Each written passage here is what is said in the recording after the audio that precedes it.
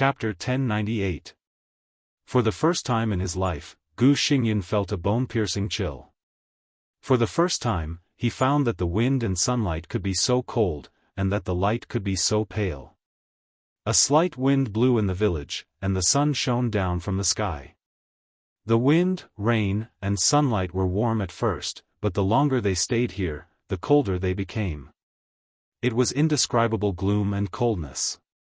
Little by little, it pierced through the skin, froze the blood, and froze the soul. He felt that his body was dying little by little, and his vitality began to decay, become pale, and become dead. He became perfectly integrated with the village in front of him. Who is Jiang Shangyu? In a trance, Gu Xingyun suddenly began to think about this question, and quickly came up with a vague answer. The vague answer could not be said to be Gu Xingyun's mistake, but it could also be said to be his biggest mistake. He did pay attention to Jiang Shangyu. Whether it was the special status of the Jiang family or Jiang Shangyu himself, they were worthy of Gu Xingyun's attention. He wanted to draw the Jiang family into the special warfare group, and draw Jiang Shangyu into the special warfare group. Jiang Shangyu was undoubtedly a very outstanding young man, and he could even be said to be a very outstanding one. Gu Xingyun attached great importance to him. In order to completely tie Jiang Shangyu to Kunlun City, he even thought about marrying his daughter Li Qingxing to him. But it was also undeniable that he did not absolutely attach importance to Jiang Shangyu. He was easy to talk to, easy to get along with, ambitious to a certain extent, controllable, non-threatening, low-key, and calm. In the eyes of everyone, including Gu Xingyun, Jiang Shangyu was roughly such an image. It was not until now that Gu Xingyun suddenly realized that Jiang Shangyu, who was hiding behind that image, did not reveal not only his strength, but this village might be his biggest secret. His brain was a little chaotic, but the fear in his heart was gradually dissipating. With his willpower, he naturally could not be frightened to collapse.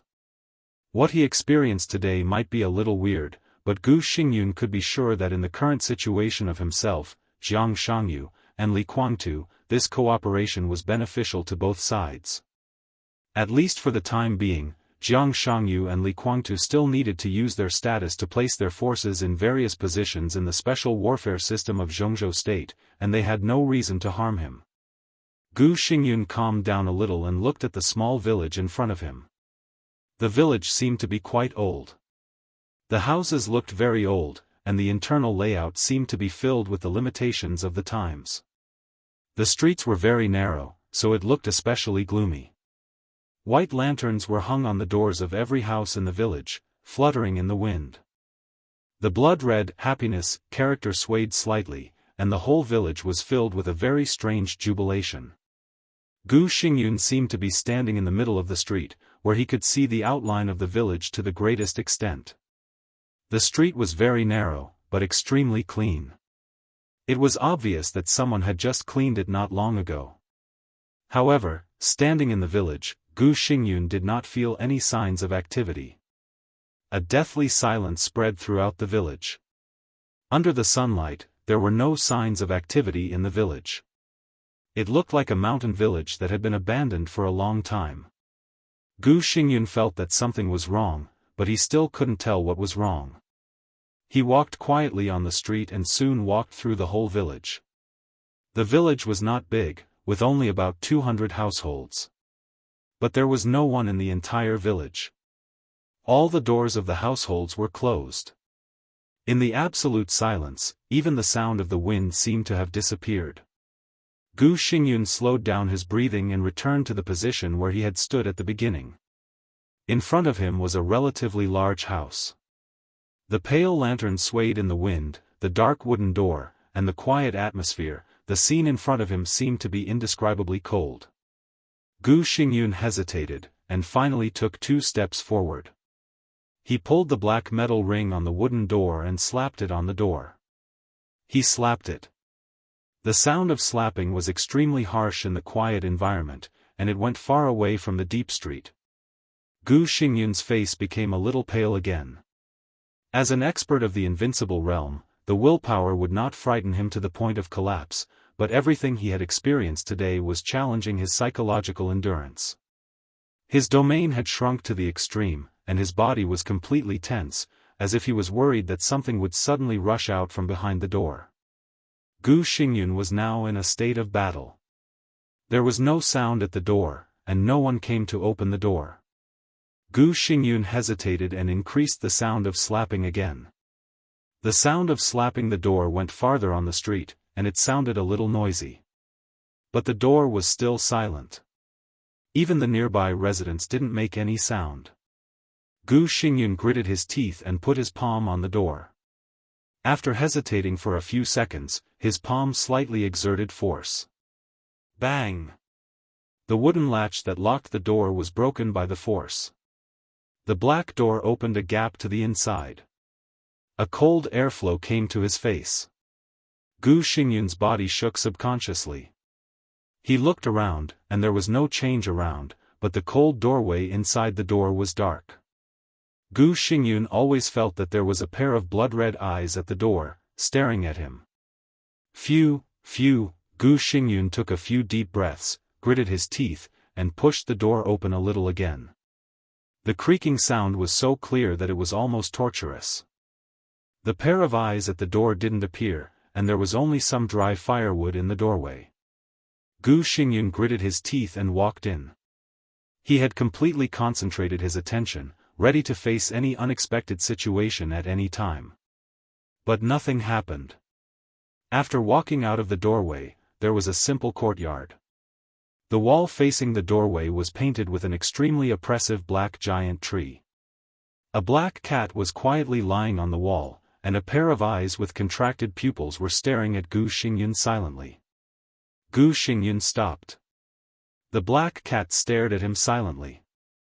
A man and a cat confronted each other for about half a minute. Gu Xingyun, whose body was tense, slowly took a step forward. The black cat didn't move. He moved forward again. The black cat still didn't move. Until Gu Xingyun walked to the black cat kept lying on the ground, looking at the front silently. Gu Xingyun squatted down carefully, tentatively stretched out his hand, and put it on the black cat's body. The black cat was very hard. But its fur was extremely soft. It seemed to be a sculpture so realistic that even Gu Xingyun couldn't tell whether it was real or fake when he observed it closely.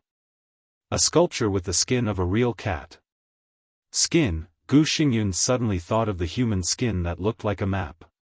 He felt disgusted, stood up quickly, and walked to the front hall. He knocked on the door of the front hall as well. There was no response. Gu Xingyun hesitated, carefully pushed the door open, and walked in. The dark room avoided the sunlight to the greatest extent.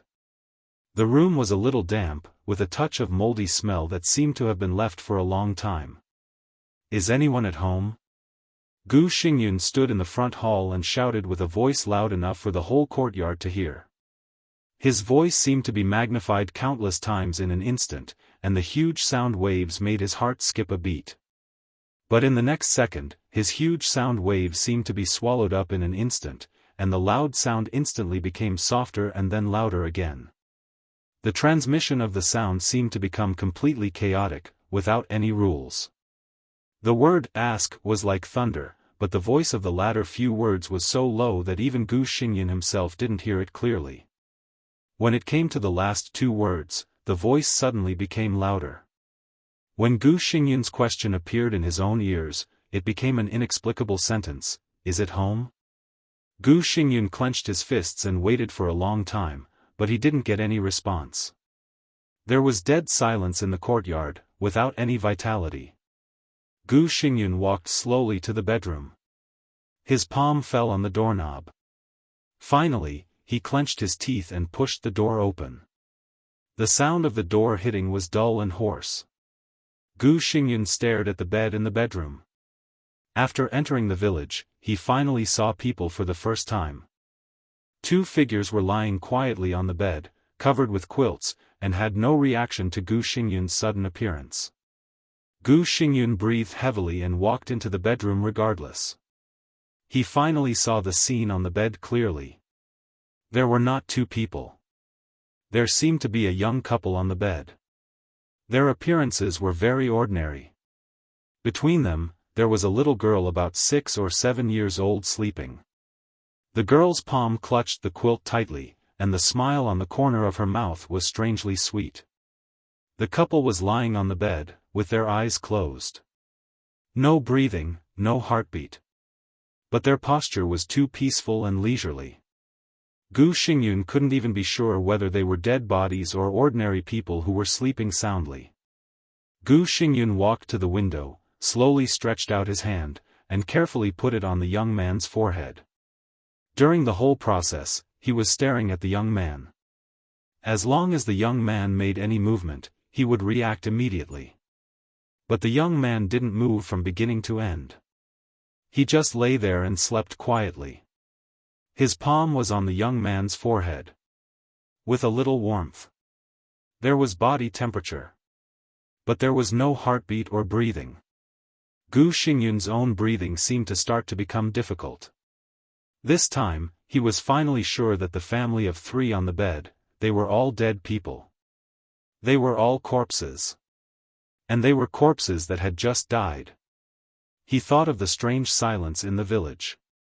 Could it be that the whole village, every house, was filled with corpses that had just died? Or, Gu Xingyun was a little confused, and his palm subconsciously exerted force. Crack! There was a slight sound like plastic inside the head of the young man's corpse. For no reason, Gu Xingyun thought of the black cat at the door. Or, it was not 3 corpses in front of him, but 3 puppets that could be mistaken for real? Dummies?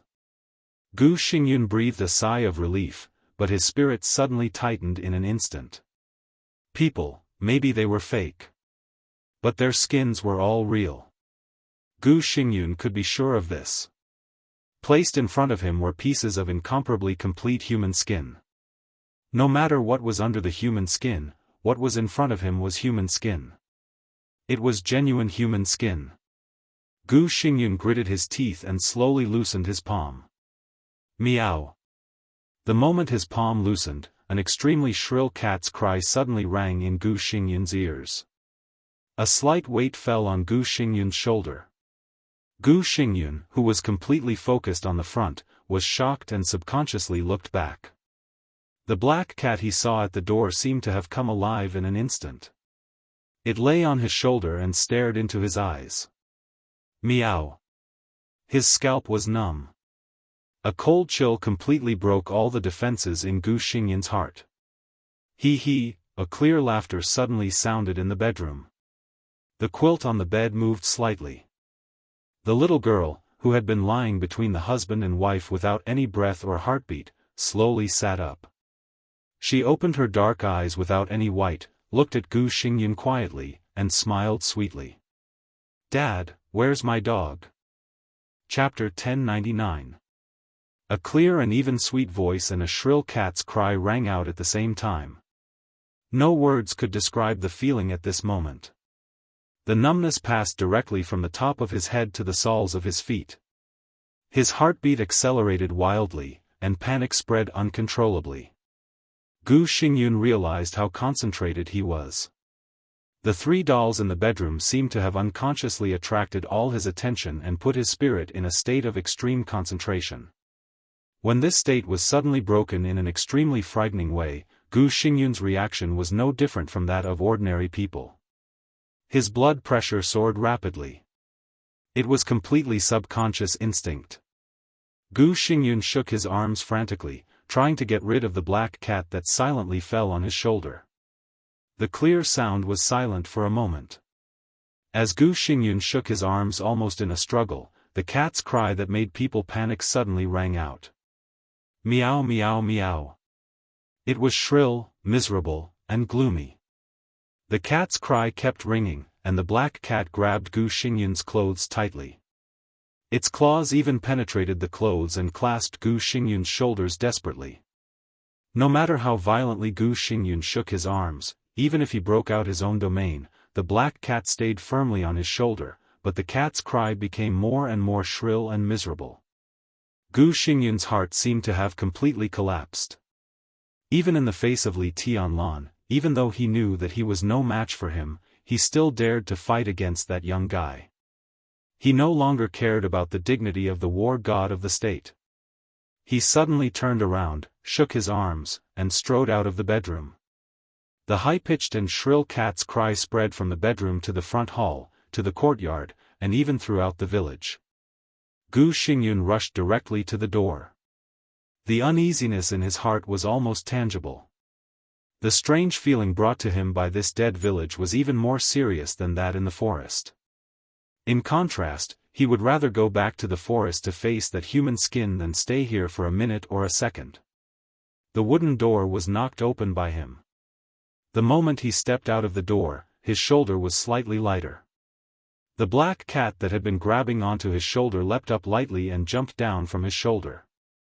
It lay at the door, staring at Gu Xingyun with its gradually blood-red eyes, but it did not go out. Gu Xingyun did not feel relieved at all. Standing outside the door, a chill that almost froze him completely seemed to have swallowed all of his consciousness. The village, the streets, the street was still the same street that he was not familiar with, but it was not unfamiliar either. It looked the same, but it had changed a lot. The same clean, narrow road, the same squat house, a pale white lantern swaying in the wind. What was different was the people. Human. Human. Yes, people. The previously quiet and empty street was now filled with swaying silhouettes. Only then did Gu Xingyun realize that the sky on the horizon had completely darkened. The pale and somewhat chilly sunlight disappeared. Night fell. It seemed to be a clear dividing line. When the night shrouded the village, the whole village came to life. Creak, the sound of the door being pulled open rang out. The doors of the houses on the street were pulled open one by one, and people walked out of their homes with all kinds of expressions and emotions. After entering the village, Gu Xingyun heard a sound for the first time.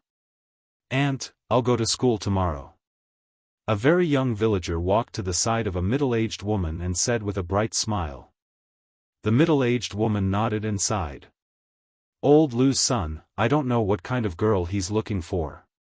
I want to eat fried paste noodles." The young man scratched his head. The woman glanced at him.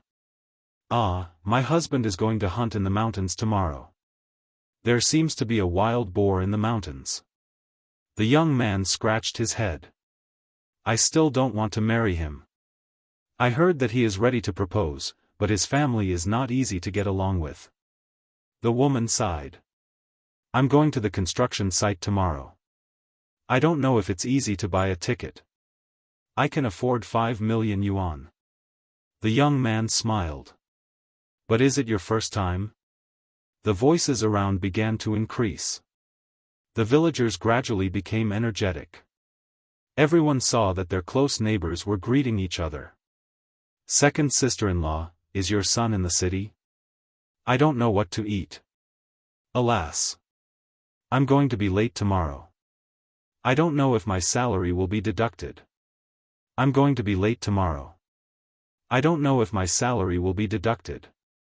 I heard that the old man of the Lu family died. This dress looks so festive and young."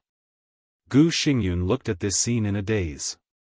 In more than 50 years of life, he seemed to feel the madness and malice from the whole world for the first time. His spirit gradually became dull, and he just looked at these people in front of him silently. These people were indeed human beings. But everyone's spirit seemed to have become completely chaotic, and even produced a variety of different personalities. Their conversation was in full swing, and it looked very lively, but the words that came out of their mouths were completely incongruous. However, it was obvious that they didn't realize this at all, and continued to talk, as if they were programmed to talk until the end of time. No one noticed Gu Xingyun. It was as if his existence did not exist at all. Gu Xingyun's face was pale. Looking at the increasingly lively street in front of him, he was covered with cold sweat. He was really a little scared. He didn't want to stay here for a second in this crazy and chaotic village. Thus, he quietly walked into the crowd of villagers. Being in close contact with these villagers, his hands and feet were cold, and he carefully moved in the direction in his memory. He walked very slowly. But his destination was very clear. Obviously, he didn't lose his way. He wanted to go back to the forest, cross the forest, and return to Nanyun and Yuzhou. Even the ice and snow of Kunlun City at the foot of Mount Qingyun were much warmer than here. He didn't know where this place was. But he knew very well that only the place outside this damn place was the real human world. The street gradually came to an end. Thus, Gu Xingyun naturally entered an extremely narrow alley. Gu Xingyun couldn't help swallowing. He remembered very clearly that the small alley around him didn't exist at all not long ago. At the end of the street, he should see the forest. But now, the forest was gone. The moment Gu Xingyun turned around, the street disappeared. The place where he came in had become a wall. All the bustling and noisy sounds outside the street disappeared instantly. The whole village seemed to become dead silent again. The back road completely disappeared. Forward became the only way. There were no street lights in the village. It was dead silent and dark. Gu Xingyun's breathing became more and more rapid. He walked forward carefully. Maybe after a minute or 5 minutes, his eyes finally adapted to the darkness around him. The visibility in front of him was still extremely low. But vaguely, he seemed to see a person standing at the end of the alley. Maybe it was standing, or maybe it wasn't. It seemed to be a woman. Her long hair completely covered her face, and it was unscrupulously draped in front of her. In the night, her red dress seemed to be glowing with a blood-like mournful luster. Her body was bent forward, and her body was twisted into a strange angle. She stretched out her hands and was moving towards Gu Xingyun little by little. There was no way back. In the absolutely dark and quiet alley, Gu Xingyun was walking face to face with the thing at the end of the alley. He couldn't see the face behind the long hair, but he instinctively felt that the other party's eyes were staring at him coldly. Deep breath, relax. Deep breath, relax. Gu Xingyun kept adjusting his breathing, but his steps were getting slower and slower as if they were filled with lead. It seemed to be aware of his speed. The distorted red figure at the end of the alley suddenly began to accelerate. Its body became more and more distorted, and its long arms rushed directly to Gu Xingyun. Fuck! Gu Xingyun, whose heart was about to collapse, roared directly. The domain that was condensed to the extreme suddenly exploded around him. The turbulent power surged wildly, and his body rushed directly to the red shadow. Fight! He could only fight. This was the only choice. The domain was vast and mighty. Gu Xingyun appeared directly at the position of the red shadow. Eold was darkness and dead silence. The night was so dense that it seemed eternal. But the red shadow suddenly disappeared. Everything that had just happened seemed to be an illusion. It was as if that figure had never existed.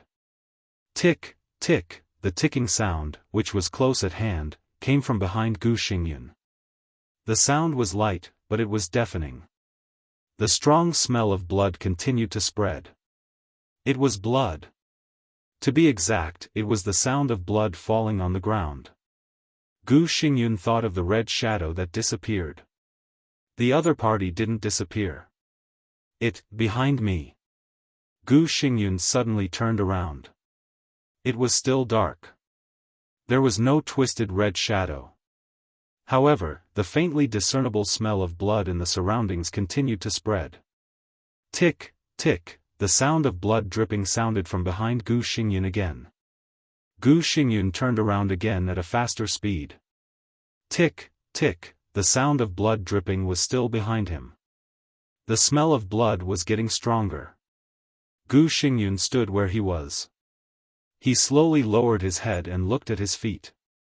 The sticky blood had covered the road under his feet, and it was extremely sticky.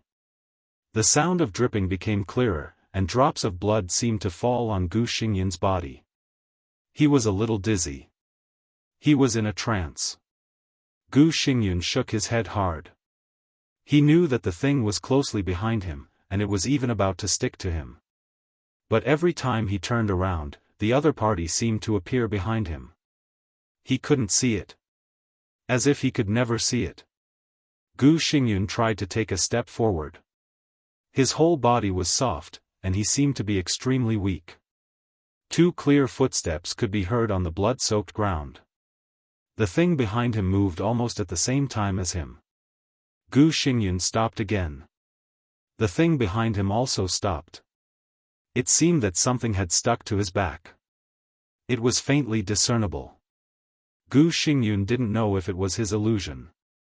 His cell phone suddenly rang. It was supposed to be very soft music, but in the current atmosphere, it was indescribably harsh, with a strong ominous aura. Gu Xingyun trembled slightly and subconsciously took out the phone. The phone that had no signal for a long time had full signal bars at this time. Jiang Shangyu's name was shaking on the phone. Gu Xingyun gritted his teeth and answered the phone directly without any hesitation. Your Highness, I'm sorry. There was an accident. I'm late. Jiang Shangyu's gentle voice sounded on the other end of the phone. As he spoke, the blood on the ground began to disappear, and the alley began to disappear. All kinds of chaotic sounds rang in his ears again. Gu Xingyun held the phone, and his body trembled. He suddenly found that everything just now seemed to be extremely illusory. He did not move his body. His body was still standing by the gate, and the black cat behind him was still staring at him. He stood on the street, listening to the chaotic conversation around him. I can assure you that it was an accident. Jiang Shangyu's voice was apologetic and sincere, but it was extremely terrifying in Gu Xingyun's ears. The corner of his mouth moved with difficulty. He opened his mouth several times and finally made a sound. Where are you? The domain spread over silently. Jiang Shangyu's figure gradually took shape in the vague domain, and finally stood in front of Gu Xingyun. I'm sorry. Jiang Shangyu looked at his pale face and said again. Gu Xingyun looked at him in a daze. After a long time, he asked in a hoarse voice, Where is this? This is my territory. Jiang Shangyu was silent for a while and laughed. It's my base. Of course, it will also be your Highness's base in the future. Your Highness, you kept your promise and came here, and I kept my promise to you. This will be one of our most important bases. From now on, we are on the same side. He said slowly, stretched out his palm to Gu Xingyun, and said in a low voice, Your Highness Gu Xingyun, welcome to the Shadow World. Chapter 1100. After attending Chen Fangqing's funeral, Li Tianlan returned to the hotel. He had his own property in Yuzhou. Now many people were eyeing it, but no one dared to do anything about it. The prince's mansion, which could be exchanged for astronomical amounts of money as long as he opened his mouth, was his property. But it was the wedding house prepared for him and Dongqing Rushi by the Dongqing clan. If Dongqing Rushi was in good condition, Li Tianlan would not mind taking Qin Weibai to live in it. But in Dongqing Rushi's current state, Li Tianlan felt a little awkward to do so.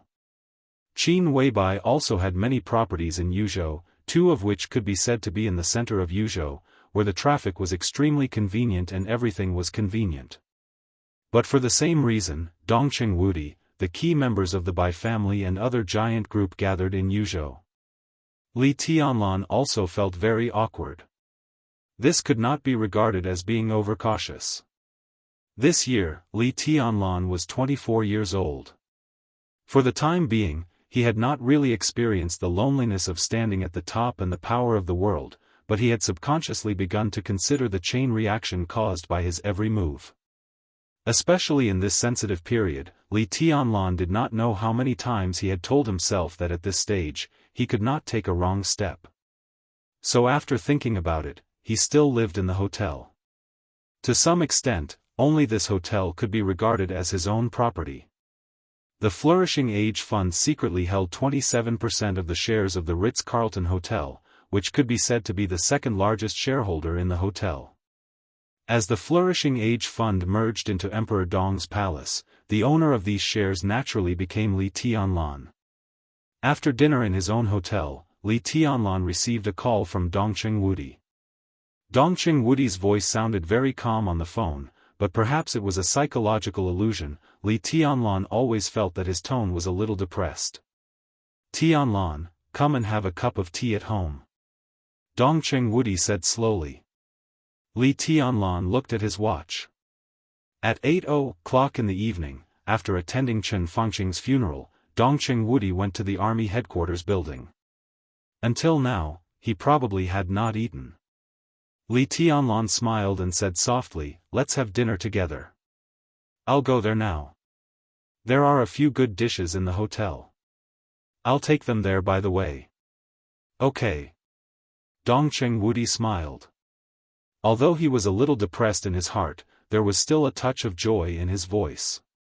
"Bring Little Bai here and stay at home tonight." Li Tianlan hesitated for a moment and agreed. In Yuzhou, the house that Dongqing Wudi mentioned was the manor of the Bai family. Li Tianlan silently thought about what had happened in the past few days. After thinking for about 2 or 3 minutes, he raised his head and said, "Let's go together." Qin Weibai had just put down the phone to order food. She nodded and asked, "Should we call the fatty?" "No need." Li Tianlan shook his head. "He and Xing Tian have been busy these days. Don't worry about him." Xianyuan Wushang was very busy. On the day of Chen Fengqing's death, Li Huaqing held a meeting in the Chen family until 3 in the morning.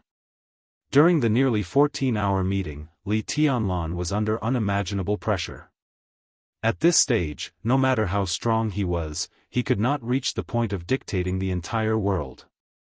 Compromise, retreat, and when there was no other choice, no matter how unwilling he was, he had to make these decisions.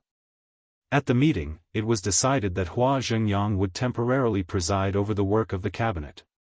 At the same time, many departments of the cabinet were adjusted to a certain extent. In just a few days, it was said that there were some changes in Bai Qingqian's transfer. Unfavorable things happened one after another. Li Tianlan had almost no power to fight back and could only compromise for the time being. He had to be steady. He had to be steady. No matter what he did now, no matter what he did, his actions would be misunderstood or even misinterpreted into other meanings. The only thing he could do was to keep silent and keep making concessions in silence. Xianyuan Wushang also clearly felt Li Tianlan's pressure. He even took the initiative to transfer most of the pressure to himself. He almost made a guarantee that he would find out the cause of Chen Shi's death. With Chen Fengqing's death, Chen Shi, who died on the same day as him, was naturally thought by everyone to be killed by Li Tianlan. The same cause of death, the same mystery, and the same contact with Li Tianlan. All the clues were extremely unfavorable to Li Tianlan. Chen Fengqing's death had crossed the bottom line of Zhongzhou state. And Chen Shi's death, in the eyes of others, was almost like Li Tianlan slapping everyone in the parliament unscrupulously. This was also the main reason why he had been under great pressure these days. Xianyuan Wushang could not find out the cause of Chen Fengqing's death for the time being. But he could find out the truth of Chen Shi's death. Li Tianlan had been making concessions step by step. He had not left Yuzhou until now, waiting for the truth. So since he came back in the middle of the night, Xianyuan Wushang had locked himself in his room. It was said that he was fully cooperating with Xing Tian to investigate the cause of Chen Shi's death. Li Tianlan did not know how they could investigate the truth without going out. But perhaps Xianyuan Wushang's attitude was too firm, so Li Tianlan instinctively believed him. Walking out of the room, Li Tianlan took a deep look at the closed door on the opposite side. He was sure that Xianyuan Wushang and Xing Tian had not left the room these days. But in his perception, the opposite room was empty. Not only was there no breath of living people, even the furniture inside had disappeared. In Li Tianlan's perception, everything in the opposite room had become pure emptiness. He narrowed his eyes and shook his head, saying, "Let's go." Qin Weibai subconsciously took his arm and also glanced at the opposite side of Xianyuan Wushang. She silently followed Li Tianlan to the elevator. In the room that the two of them did not notice, there was already an extremely dark void around them. Countless stars were twinkling in the void. Subtle lights constantly lit up in the dark space, and then quickly fell silent. They were not the distant stars around them. Instead, they were tiny characters. The characters flickered and appeared, and then went away in an instant. They seemed to fly thousands of kilometers in a very short time, flying into the distance and turning into a faint glimmer, which looked like a starry sky. The words flew further and further away.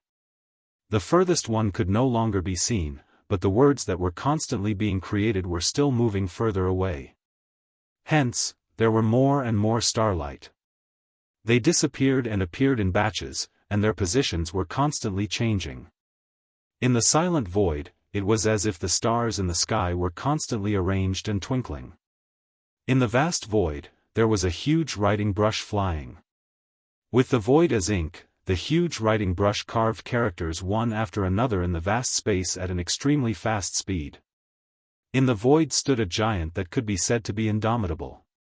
His body, which was originally the size of a normal person and looked somewhat harmless, seemed to be magnified thousands of times here. He stood in the dark void, and at this time, his huge body revealed an indescribable majesty. The shimmer was everywhere. Xianyuan Wushang, who had transformed into a giant, held the same huge writing brush tightly and kept writing in the darkness. Rather than saying that he was writing, it was more accurate to say that the writing brush was controlling his palm to write. The original form of the writing brush was Xing Tian. When he opened his power to the greatest extent, he became a writing brush in this void that could almost reach the sky in terms of height. Starting from the smallest things, he began to deeply explore the truth of Chen Shi's death. In this huge deduction, the only thing Xianyuan Wushang needed to do was to provide his own vitality and countless recovery methods that belonged to Saint to help Xing Tian maintain his own state. At this time, the vitality of the two was completely connected. In the case of sharing life, Xianyuan Wushang's existence gave Xing Tian the greatest guarantee, and also made Xing Tian's deduction more and more leisurely. 20 years ago, Chen Song was Liu He's driver. The national emblem of Star State issued a new revised law. One night in England, the rich William died in a car accident. The financial crisis of East Island. Military counselor founded the Flourishing Age Fund. The Deludes Group declared bankruptcy. A mountain village in Zhongzhou State had 35 newborns in a year. Chen Lan's salary increased by more than 30%. Han Jie planned to send his son abroad to study. There was a terrorist attack in France. There were so many of them that they were densely packed. One after another, the writing brush kept writing in the crazy waving.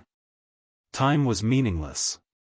No one knew how long the real time of 3 days passed in the void. But the brush kept on writing, and it didn't stop. 1 thing, 10 things, 100 things, 1,000,000 things, 10 million things, hundreds of millions, billions, tens of billions. There were countless incidents that seemed to be completely unrelated to each other. But as more and more things were written with the brush, each thing began to gradually connect after going through millions of twists and turns. 2, 3, thousands, and more people who had nothing to do with each other in their lives began to interact with each other that even they themselves didn't know about. For example, if William, the rich businessman in England, hadn't died in a car accident, then Han Jie wouldn't have sent his son abroad to study.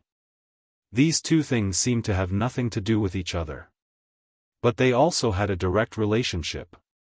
Everyone had their own network around them. People in their own network also had their own network. Everyone on the internet had their own small circle. All kinds of people. When everyone interacted with each other because of one thing, the circles on the internet began to fluctuate to different degrees. Such fluctuations might be subtle. But when tens of billions or even hundreds of billions of things were listed, the subtle fluctuations appeared in the most obvious way in front of Xianyuan Wushang and Xing Tian. From this point of view, why did Chen Shi die? Maybe it was because of Li Tianlan, or maybe it was because of other reasons. This was the time limit. When this limit was no longer meaningful, the original reason could be defined by the writing brush, Xing Tian. Why did Chen Shi die? Because 20 years ago, Chen Song was Liu He's driver. There was a reason. Now what Xianyuan Wushang and Xing Tian needed to do was to find that result. This was cause and effect. The writing brush kept shining. Somewhere in the quiet void, Xianyuan Wushang's voice clearly sounded with a long sigh. The writing brush in his hand was still moving. After countless twists and turns of events, the writing brush wrote Chen Shi's name for the first time. Chapter 1101. The densely packed words flew further and further away, gradually turning into pieces of glittering starlight in the void. But when Chen Shi's name appeared for the first time, the two words suddenly shone as if by magic. The fluttering brush seemed to have suddenly outlined two suns. The light was incomparably bright, and all the surrounding starlight seemed to have disappeared. Imperceptibly, among the countless events, a large number of karmic connections began to collapse. The brush continued to write, but unlike before, Chen Shi's name was like a central point. In a flash, all the events began to be written with the Chen family and even Chen Shi as the center. Those things that seemed inexplicably unrelated to the Chen family completely disappeared. One event after another began to appear around the Chen family. Every core member of the Chen family, every distant relative, every servant. Every friend, friend of a friend, friend of a servant, friend of a relative. Friends of friends of friends. In a flash, another incomparably complex web of events began to appear, woven by thousands of people. Slowly, the clear light flowed from Xianyuan Wushang's palm into the brush. The brush moved faster and faster, and the writing gradually became impudent and fierce. Chen Shi's name appeared for the second time. The already extremely complex web of events was once again broken by more than half. A large number of Chen family members and friends were eliminated, and the dense web became a relatively complicated ball of threads, all kinds of clues intertwined together. The brush continued to write. Chen Shi's name soon appeared for the third time. The light in the void was even brighter. The complicated ball of threads was simplified a lot. At the same time, many suspects were eliminated. Chen Shi's name appeared for the fourth time. It was also at this time that the ball of threads intertwined with all kinds of clues began to become clear. Threads spread in all directions with Chen Shi as the center, connecting one seemingly unimportant event after another. The web of events began to become clear and simple. Chen Shi's name appeared for the fifth time. Most of the original hundreds of threads disappeared in an instant, leaving only 30 or so, connecting less than 20,000 events. The writing continued. But the brush gradually began to tremble. Xianyuan Wushang also trembled, but his face was taut, and he gritted his teeth and persevered. Chen Shi's name appeared for the sixth time. The 30 lines turned into 9. Tens of thousands of incidents became less than 2,000 incidents. The slowly moving brush wrote Chen Shi's name for the 7th time. The 9 lines became 3. The less than 2,000 incidents were reduced to less than 200. The 3 lines represented the 3 people closest to Chen Shi. They were also the 3 most suspicious people. As for the events that were less than 200, it was what the 3 of them had done recently, who they had interacted with, and what the people who had interacted with the 3 of them had interacted with the people they knew. This kind of interaction would continue to develop with the 3 of them as the core, and what would be the final result if the series of events continued to link up. Chen Shi's name didn't light up this time. However, the events on one of the 3 lines continued to develop, and at the end, a question mark appeared. Xing Tian, who was in a state of investigation, could be said to have no self-awareness. Xianyuan Wushang couldn't control the brush to write. All he could do was provide it with his own life force. Therefore, this question mark was written by the power of karma itself. A question mark popped up. What did this mean? Nowadays, there were not many people on earth that Xing Tian couldn't even write their names and things. There were probably no more than 10 people. Li Tianlan, Qin Weibai, and Xing Tian couldn't write them. Dongqing Rushi and Wang Yuetong couldn't write them. Wang Tianzong and Xing Tian couldn't write them. Li Huacheng and Xing Tian could barely write half of them. Jiang Shangyu and Xing Tian couldn't write them. This list didn't include Xianyuan Wushang and Lin Shi. Decades later, Zhou Yuanshan's name might be added to this list. But now, Xing Tian couldn't write them. It had nothing to do with Li Tianlan and Qin Weibai. It had nothing to do with Dongqing Rushi and Wang Yuetong. Wang Tianzong didn't have that ability. If it was Li Huacheng, Xing Tian could write at least one word in his name, and then add a question mark. When all these targets were ruled out, who else could it be? Who else could it be? Jiang Shangyu. This was the answer that Feng Qinggu told Xing Tian, and it was also Xing Tian's own answer. He was not surprised by this answer, and it wasn't even important. The most important thing was that they found the line that connected Jiang Shangyu to him. 2 of the 3 lines disappeared the moment the question mark appeared. All that was left was a dazzling line that appeared in the void. More than half of the related matters were instantly reduced, leaving only a few. Within half a year of becoming Chen Shi's full-time secretary, Mao Song met Lu Dongyue at a ribbon-cutting ceremony. Lu Dongyue introduced his cousin, Lin Yin, to Mao Song. Lin Yin became Mao Song's lover. Lin Yin's code name in the Phoenix Pavilion was Red Snow, and he was Lu Dongyue's direct subordinate. Lu Dongyue believed that Chen Shi's future was bright, and his full-time secretary was bound to become an important figure in the Prince Group. This was a long-term investment. 20 years ago, when Lu Dongyue's company was facing a major crisis, he received an important investment. The investor was Distance Investment Group. The Jiang family of Beijiang owned 75% of the shares of Distance Investment Group. 10 years ago, Lu Dongyue was secretly absorbed into Phoenix Pavilion and became the leader of Cyan Phoenix Group. He was responsible for the affairs of Nanyun for Kunlun City, providing an opportunity to infiltrate the Phoenix Pavilion. Mao Song was the 16th chess piece of Phoenix Pavilion in Southern Cloud. Lin Yin was Mao Song's lover. As the master. After the battle in North Sea. In order to cope, a rainbow-colored ray of light suddenly appeared. The brush continued to write. Cope secretly met with Mao Song and got Mao Song's promise. Blood Shirt and Mao Song shared life and appeared at the place where Chen Fangqing's body was stored. Mao Song and Chen Shi were in close contact. Chen Shi's name appeared on the brush again. Everything that had happened had come to light. The brush was still writing.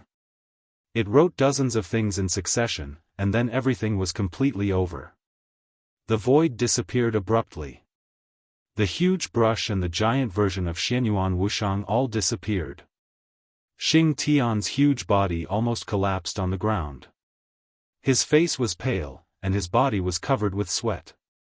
Xianyuan Wushang, who looked harmless, was also extremely weak. All the furniture in the room was restored to its original state the moment the void disappeared. Xianyuan Wushang fell on the bed, panting for a long time, and then slowly sat up. Nothing can happen to Mao Song and Lin Yin. He looked at Xing Tian and said slowly.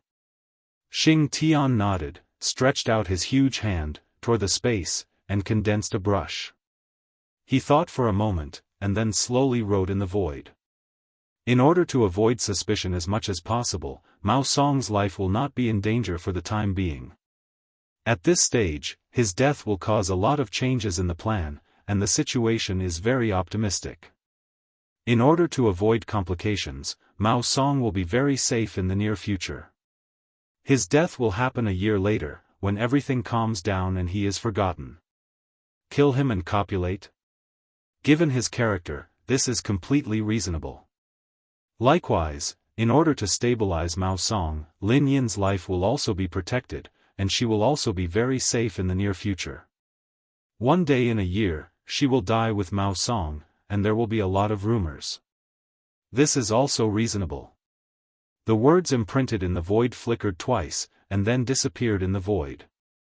Xing Tian glanced at Xianyuan Wushang and said hoarsely, 1 year should be enough.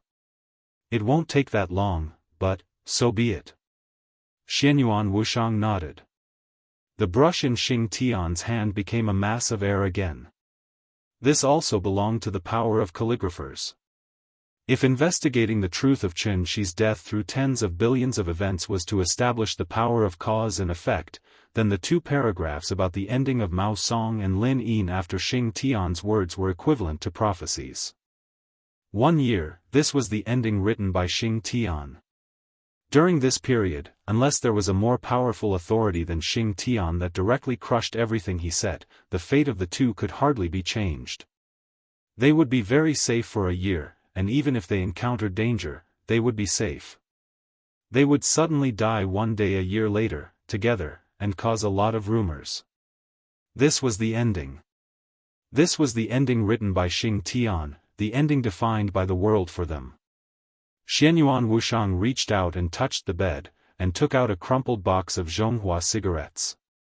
He pulled out a cigarette and lit it, took a deep breath, and slowly narrowed his eyes. Jiang Shangyu, Your Highness, Xing Tian hesitated for a moment and said softly, Princess Royal reminded us that Jiang Shangyu is not someone we can deal with.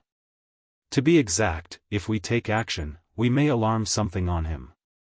Maybe, it already knows of our existence. Why do we need to take action to deal with Jiang Shangyu? Can't our big brother manipulate him? Xianyuan Wushang smiled. Besides, even if our big brother doesn't take action, Lin Shi came here with a mission. He needs to give us an explanation, so he will take action sooner or later. After taking a deep breath, he picked up his cell phone and began to make a call. While waiting for the number to be dialed, Xianyuan Wushang laughed comfortably and happily. Phoenix Pavilion, Gu Xingyun, Kunlun City, Jiang Shangyu. I'm afraid we have gained a lot this time. Unfortunately, there is only one chance. Maybe after this, Jiang Shangyu will notice our existence, and he may have more scruples in the future. Xing Tian shook his head. Maybe he will have more scruples, but it is more likely that he will pay a higher price to kill your majesty. The combination of the calligrapher and the saint might not be as strong as the saint and the apostle around Lin Shi, but in the current real environment, Xianyuan Wushang and Xing Tian were the most powerful combination under all kinds of restrictions. It was a combination that could make Li Tianlan invincible under all kinds of circumstances. Xianyuan Wushang held the phone, and there was no expression on his chubby face. He said blandly, he has no chance. I can feel the change in my big brother. Maybe it won't be long before he can have the characteristic of level 8 authority. Then, who can kill him?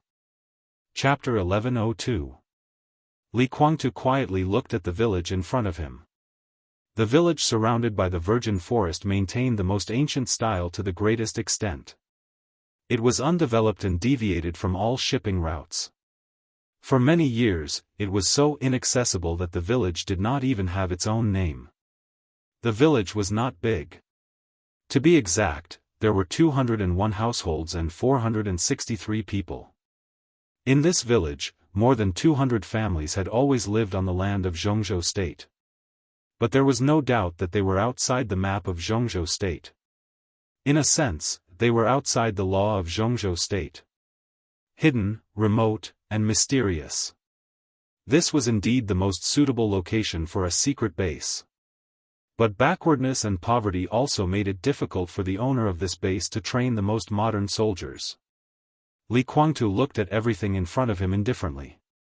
This was the biggest trump card that Jiang Shangyu wanted to show him. He saw what he wanted. He was a little tempted, but also a little regretful. Crack, in the distance, in front of an ordinary wooden door, a little girl who looked to be only 8 or 9 years old, wearing a dirty cotton dress, sat on the steps in front of the door. She used her tender little hands to tear apart a steel plate that was nearly 10 centimeters thick. The little black cat that was squatting on her shoulder meowed and jumped down from her shoulder, hiding behind her. The little girl was expressionless and seemed to be thinking about how to turn the steel plate into a shape that she was satisfied with. Even with Li Guangtu's train of thought, he could not see what the little girl was trying to do. He could only barely see that she seemed to want to make a weapon, but as she continued to toss, the steel plate quickly became fragmented, and the remaining fragments turned into countless strange and twisted shapes. The girl did not feel annoyed. She just looked at the countless twisted steel plates in front of her in a daze. Li Guangtu marveled at the strength of the other party and also regretted the other party's thinking. The other party seemed to have no thoughts, not even the most basic understanding of the shape of a weapon. That was why the high-strength alloy steel plate was tossed around by her, but she did not realize what went wrong at all. The strength of the other party combined with her age was also incredible in Li Guangtu's eyes. He had personally tested the hardness of the alloy. With his strength, it was a piece of cake for him to tear the alloy. But the little girl could also disassemble the steel plate into strange shapes with her bare hands, which showed that at least in terms of strength, the little girl was no longer at the peak of the fire-flaming realm or even some thunder-shocking realm experts. What did it mean for an 8 or 9-year-old girl to have such power? Some things could not be explained by the word genius. The little girl's existence was not an exception. Every villager here seemed to have extraordinary physical qualities that exceeded the understanding of normal people. More than 400 people.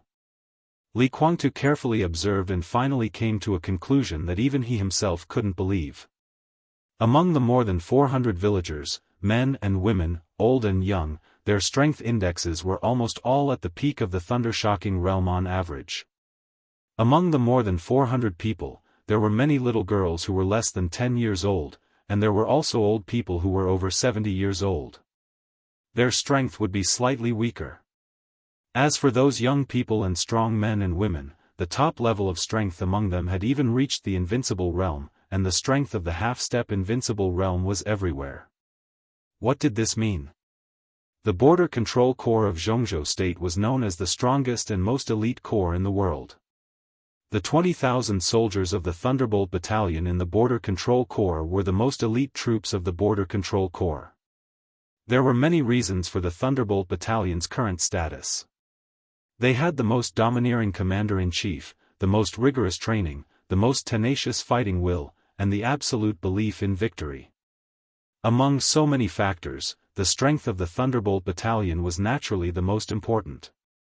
The average strength of the 20,000 soldiers of the Thunderbolt Battalion was at the ice-condensing realm. They had surpassed the chi-controlling realm of the 4 realms of martial arts. Among the corps of tens of thousands of people, the Thunderbolt Battalion was the only large-scale army in the world whose average strength had reached the ice-condensing realm. Therefore, they could defeat any enemy on any battlefield. They were invincible and invincible. 20,000 elite soldiers who were familiar with all kinds of combat methods, could skillfully use any weapon, and kept their physical functions at the peak. Even the top experts at the peak of the invincible realm did not dare to fight them head-on.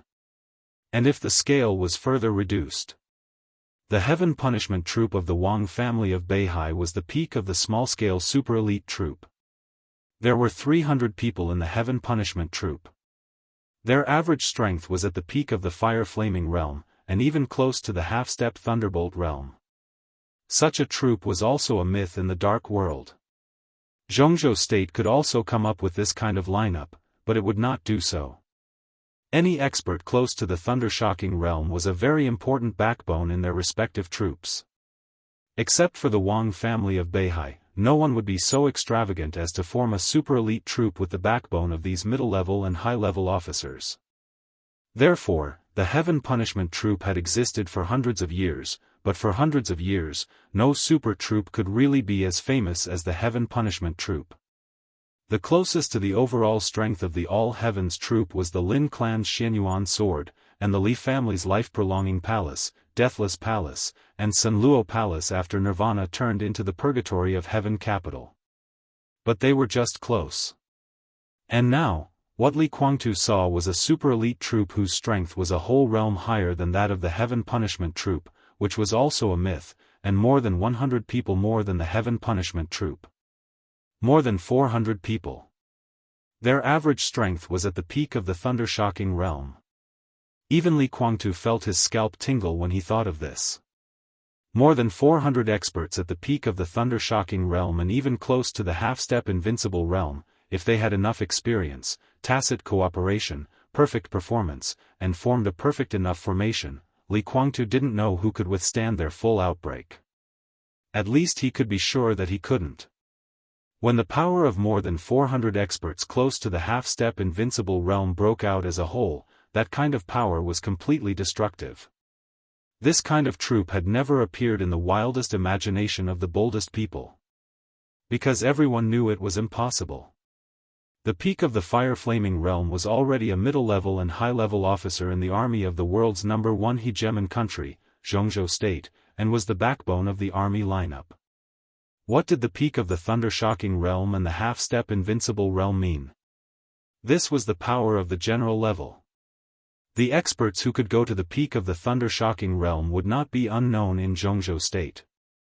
With such strength, as long as they were not stupid or there were no special reasons, they would at least be major generals, and most of them would be lieutenant generals.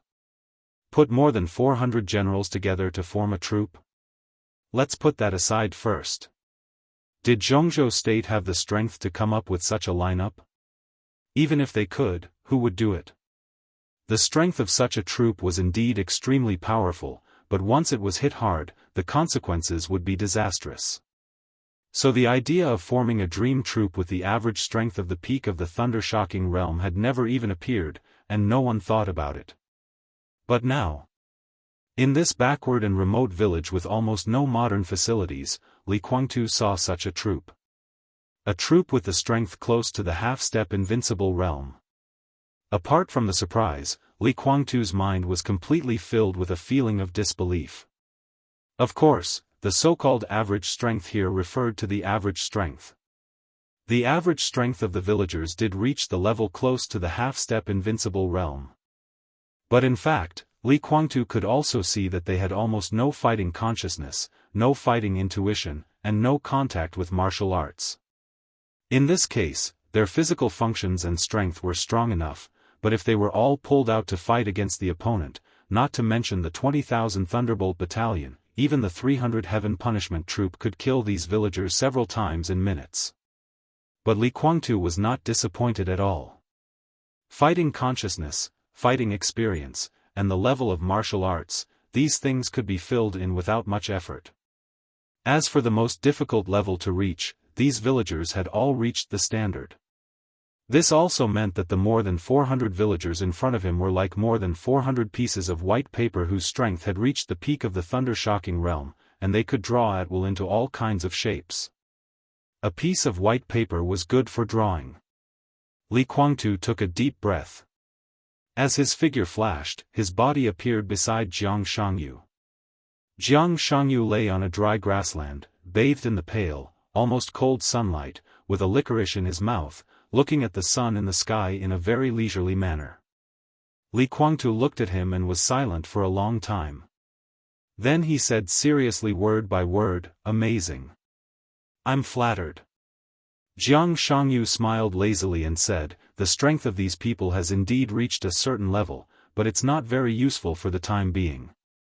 But the future is already worth looking forward to." Li Kuangtu said with some emotion.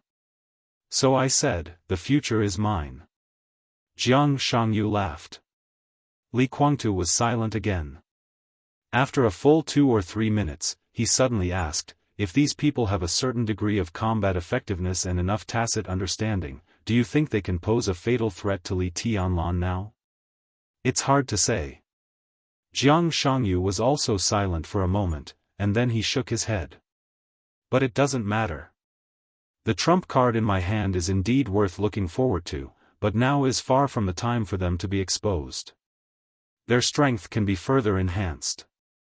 When they really reach their limit, they can definitely pose a fatal threat to Li Tianlan. As for now, I'm not very clear. Li Guangtu's body shook slightly. His mind was full of Jiang Shangyu's words. Their strength can be further enhanced.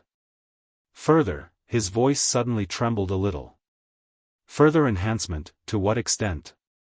To the invincible realm.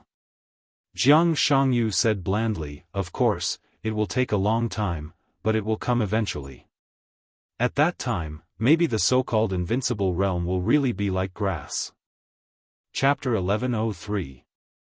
Pictures that he had never imagined before appeared in Li Guangtu's mind. Perhaps he and Jiang Shangyu would never know that in the era of Beihai and the purgatory of heaven capital, when there were metaphysical masters in Zhongzhou state, Xian Xuanzi and Great Master Wu Wei had long predicted that the invincible realm was as weak as grass. When the Chosen One appeared, the tribulation came. The Chosen One should face the tribulation, and who should face the Chosen One? Xian Xuanzi's words still had traces of existence. But with the death of Great Master Wu Wei and the disappearance of Xian Xuanzi, these traces were fading in everyone's hearts day by day. Until Jiang Shangyu's voice rang in Li Guangtu's ears. The light voice was as deafening as thunder. A whole village with an average strength of the invincible realm. More than 400 people. In the entire dark world, there probably wouldn't be so many invincible realm experts in the world for hundreds of years. Li Guangtu looked at Jiang Shangyu seriously. There was deep fear in his eyes. There was also a touch of undisguised fear. He didn't want to admit it, but he had to.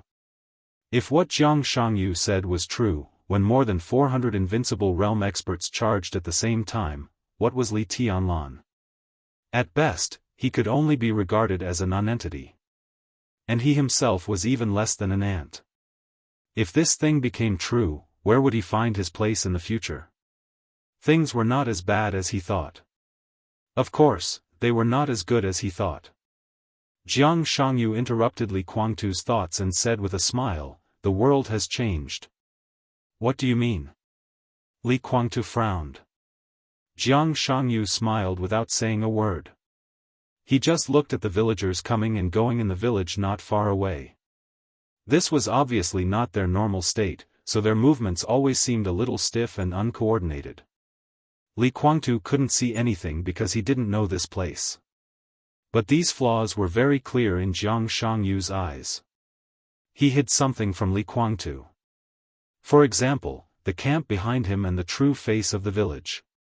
Li Guangtu was completely different from Gu Xingyun. Gu Xingyun, who seemed to be awe-inspiring, had almost lost all his spirit.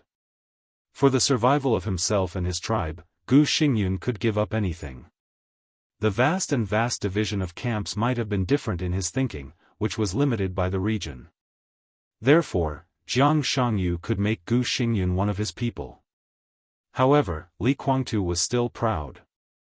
Even if his current strength had been surpassed by Li Tianlan, the pride in his heart did not disappear much. The Li family's stubbornness doomed him to be the second Gu Xingyun. In order to survive, Gu Xingyun could not give up anything.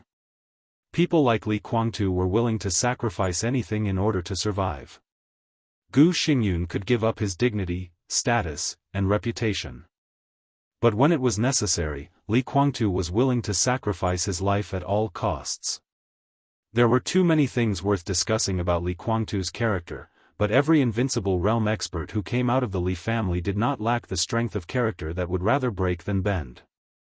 Perhaps when things really reached the point of no return, Li Guangtu would refuse everyone's alliance, even disband the purgatory of heaven capital, and challenge Li Tianlan alone. This seemed to be an unreasonable act of courting death. But Li Guangtu was such a person. Such a person lived not to keep anything, but to pursue something. The chaotic behavior of the dark shadow world was regarded by many people as evil and degeneration. In fact, it was just the purest chaos, but it was indeed the darkness more evil than degeneration. Li Guangtu might not accept the gift from the dark shadow world. More importantly, as Dongqing Rushi's biological father, the dark shadow world did not dare to pollute before it was fully sure. pollute him. However, Jiang Shangyu finally told some truth to Li Guangtu. The world was indeed changing. The initial change began when Li Tianlan triggered the sword energy left by the god of war to deal with the sneak attack of him and Li Guangtu. The miracle city in the real environment had some interaction with the starry sky.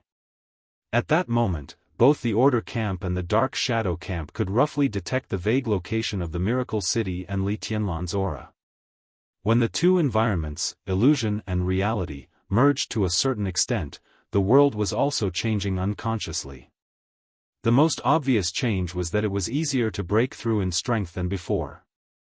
More than 400 people in the village could reach the strength of the invincible realm. And as time went on, there would be more and more invincible realm experts in the dark world. Invincible realm experts were like grass. What was coming was a chaotic world, a prosperous world, and also the end of the world. Jiang Shangyu quietly observed the villagers in the village. How to use this force to completely kill Li Tianlan before his official return was the primary problem he needed to consider now.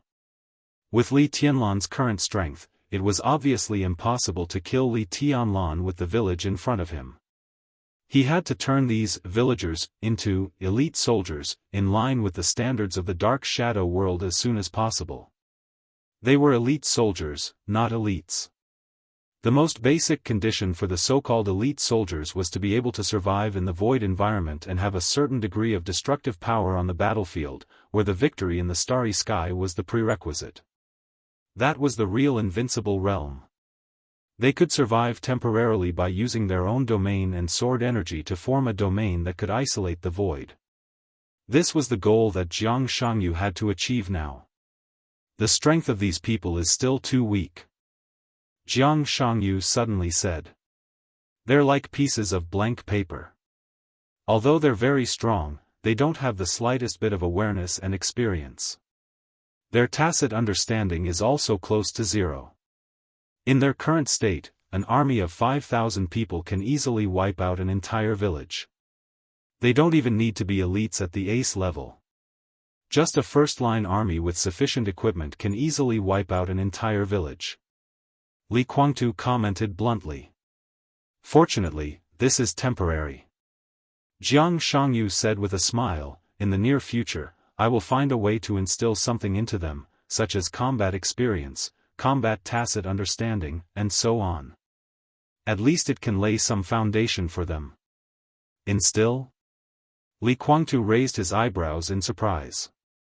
After living for so long, it was the first time that he had heard that this thing could be instilled. It probably needs a processor to download something, and then the data transmission. My metaphor is a little inappropriate, but that's the general idea. Jiang Shangyu explained very seriously. Processor, Li Guangtu muttered to himself.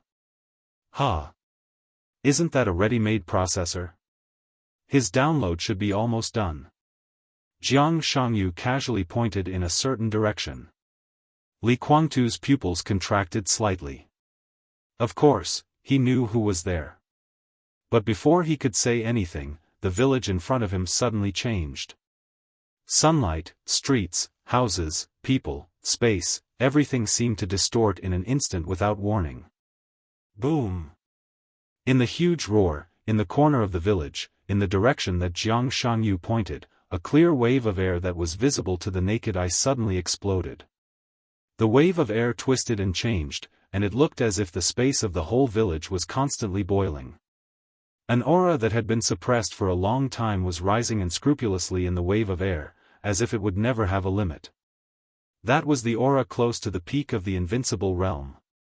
As soon as Li Guangtu came to this conclusion, the rising aura, it had directly crossed the threshold of the peak of the invincible realm. It was easy, natural, and without any reluctance. The peak of the invincible realm seemed to be just a starting point. The strong aura kept rising, rising again and again, madly rushing in the domain of the peak of the invincible realm. 1 minute, or 1 hour. In his perception, the aura steadily stayed at the level of only half a step or even a small half step away from breaking through to the peak of the invincible realm. The domain, which was so strong that it seemed to be a substance, distorted everything that could be seen with the naked eye. It was constantly shrinking and expanding. The corner of Li Guangtu's mouth twitched slightly. That was the aura of Gu Xingyun. If he hadn't seen it with his own eyes, he wouldn't have believed that Gu Xingyun could make such a major breakthrough in just a few days. From close to the peak of the invincible realm, he climbed all the way to the peak of the invincible realm. Half a year, 1 year, 2 years, maybe tomorrow, Gu Xingyun might break through again and stand at the same height as him. Gu Xingyun, was this the processor that Jiang Shangyu mentioned? That was the fact. Gu Xingyun, who had successfully broken through, did not have time to be ecstatic. He didn't even have time to feel the changes in his body. At the moment of the breakthrough, he opened his eyes. In the deepest level of meditation, his surroundings had already become a void of nothingness. But the moment he opened his eyes, pieces of blood-red shimmer lit up in the void.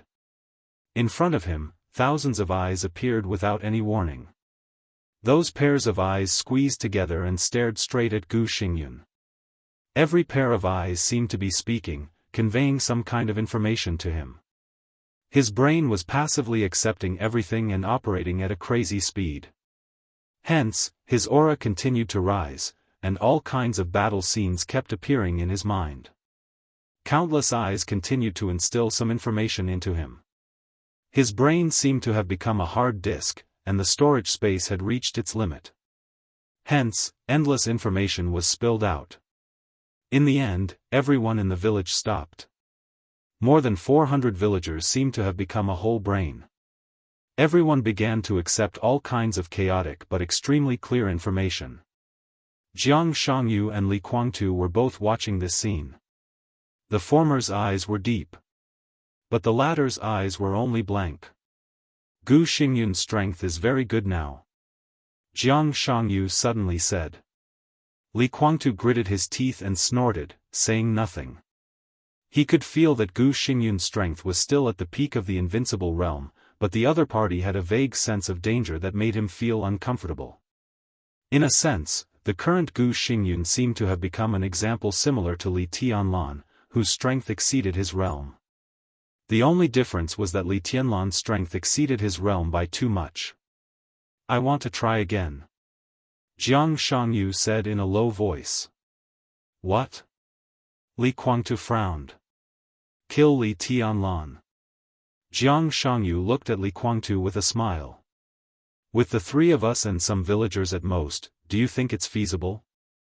Before Li Guangtu could speak, Jiang Shangyu continued, I've already given out the bait to test him. What kind of bait? What do you want to test? Li Guangtu asked with a frown. 2 very suspicious people have appeared around Li Tianlan recently. I want to test their origins. Do you think it's easy? Li Guangtu shook his head disapprovingly. It's not difficult. There are always some things that they can't hide, such as some words that are taboo to them. Jiang Shangyu sneered. Chapter 1104. When the car entered the manor of the Bai family, Li Tianlan felt something and suddenly parked the car on the clean and tidy road of the manor. He got out of the car and quietly looked at the sky in the southeast direction, thinking about something. Qin Weibai, who had been a little absent-minded for a few days and seemed to be thinking about something all the time, reacted after a while. She opened the door and walked to Li Tianlan, saying softly, What's wrong? There is something strange there. Li Tianlan's voice was hesitant and uncertain, but the doubt in his eyes gradually began to become clear. It could not be said whether it was his own intuition or heartless will. In the sky extremely far away in the southeast direction, he could clearly feel a power that was of the same origin as heartless twisting and struggling, as if it was imprisoned. Li Tianlan could feel Wuqing's desire, and he could also feel the longing of that mass of energy for Wuqing in the distant southeast. When he perceived this, Li Tianlan suddenly understood something. That mass of energy seemed to have been imprisoned for several days. It was constantly struggling, but it could not return to him and Wuqing. The sharpness in Li Tianlan's eyes flashed away. He did not know what could fix the energy belonging to a murderous weapon in a certain area for several days, but this feeling appeared so coincidentally that he instinctively felt that this phenomenon contained some artificial factors. Li Tianlan raised his palm slightly, and his eyes were cold. Qin Weibai looked at him in astonishment. Li Tianlan also looked at his raised palm in astonishment. He did not know what his instinct wanted to do. The energy that belonged to Ruthless suddenly became clear. Li Tianlan was sure that it was in the southeast direction. But after the sense of distance was magnified, it became extremely blurred. Vaguely, it was at least hundreds of kilometers away. If Ruthless was in his peak state, the distance of hundreds of kilometers could be said to be almost instantaneous. But now Ruthless' energy was exhausted, and his consciousness was blurred. And Li Tianlan himself, in a normal state, absolutely could not attack a target hundreds of kilometers away without knowing what it was. But at that moment, Li Tianlan's instinct told him that he could do it. He did not know why. But he felt that he could do it. The moment he raised his palm, it was as if he was holding a key. It was as if there was a door in front of him.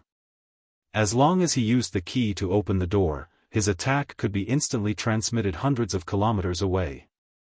It could even be transmitted to any place in the world. The feeling was so clear that Li Tianlan was a little stunned. This slight astonishment caused his rationality to start thinking at the same time. And so the instinct disappeared. The key had also disappeared. In his perception, the energy that belonged to Heartless also became blurry. Li Tianlan narrowed his eyes, which were shining. The breakthrough into the invincible realm this time brought him more confusion than the power it brought him. That feeling of being able to accomplish something in a certain way appeared from time to time, turning into rays of dazzling light. They were like shooting stars in his mind, fleeting and uncontrollable. Li Tianlan roughly knew what he could do, but he had no idea how to do it. There seemed to be a thicker and thicker obstacle in front of him, causing him to have more and more doubts. Li Tianlan slowly lowered his palm with no expression on his face. Heartless, who was draped over his body, suddenly began to fly. Almost at the same time, the energy that belonged to Heartless in his perception became clear again. Something that imprisoned Heartless seemed to be aware of Li Tianlan's and Heartless' attention, and that feeling disappeared almost instantly. The next second, the transparent energy streaked across the sky at an unimaginable absolute speed, like a shooting star, heading straight for Yuzhou. Li Tianlan's gaze at the sky only slightly condensed for a moment. A colorful stream of light had already appeared at the end of his line of sight. Excitement, satisfaction, expectation, and a clear will made the energy not hide its whereabouts at all. A rainbow tens of thousands of meters long appeared over Yuzhou. The rainbow continued to spread, and the seemingly small but actually infinite energy hit the black windbreaker on Li Tianlan in the blink of an eye. The windbreaker, which was constantly flying, seemed to be completely quiet for a moment. Li Tianlan stood where he was for a long time without moving. At this moment, he seemed to be temporarily isolated from the world and fell into an almost eternal meditation. At the same time, over the Bohai Strait of Zhongzhou State, Lin Shi and Wang Shengxiao were shrouded in the virtual light curtain made by the apostle. Looking at the direction where Heartless energy disappeared, they were silent. The apostle was undoubtedly a little excited. He wanted to say something several times but stopped himself. Finally, he couldn't help but say, "Your Highness, don't think too much." Lin Shi shook his head. "It's meaningless. With Her Highness's ability, even if it's just a wisp of consciousness, it's not something we can resist now. She said she would watch us, so we can't do what she doesn't want us to do." The double pupils in his eyes were constantly condensing and dispersing. As the pupils opened and closed, there seemed to be countless suns, moons, and stars rising and falling. He recalled some conclusions he had just come to when he came into contact with the energy and finally shook his head. In the battle that year, King Wei's injury was too serious. Now is not the time to fuse. "King Wei?" Wang Xingxiao asked, feeling a little strange. From Africa continent to Bohai Sea, when the virtual data spread out, Wang Xingxiao could hardly feel the passage of time, and Wang Xingxiao didn't know what they were going to do here after crossing more than half of the world.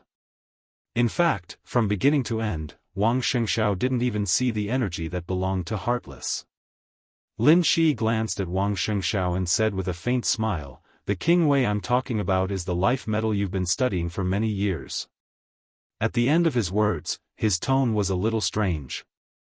After a few seconds of silence, he finally laughed mockingly, "Oh, metal, King Wei, metal, Heartless.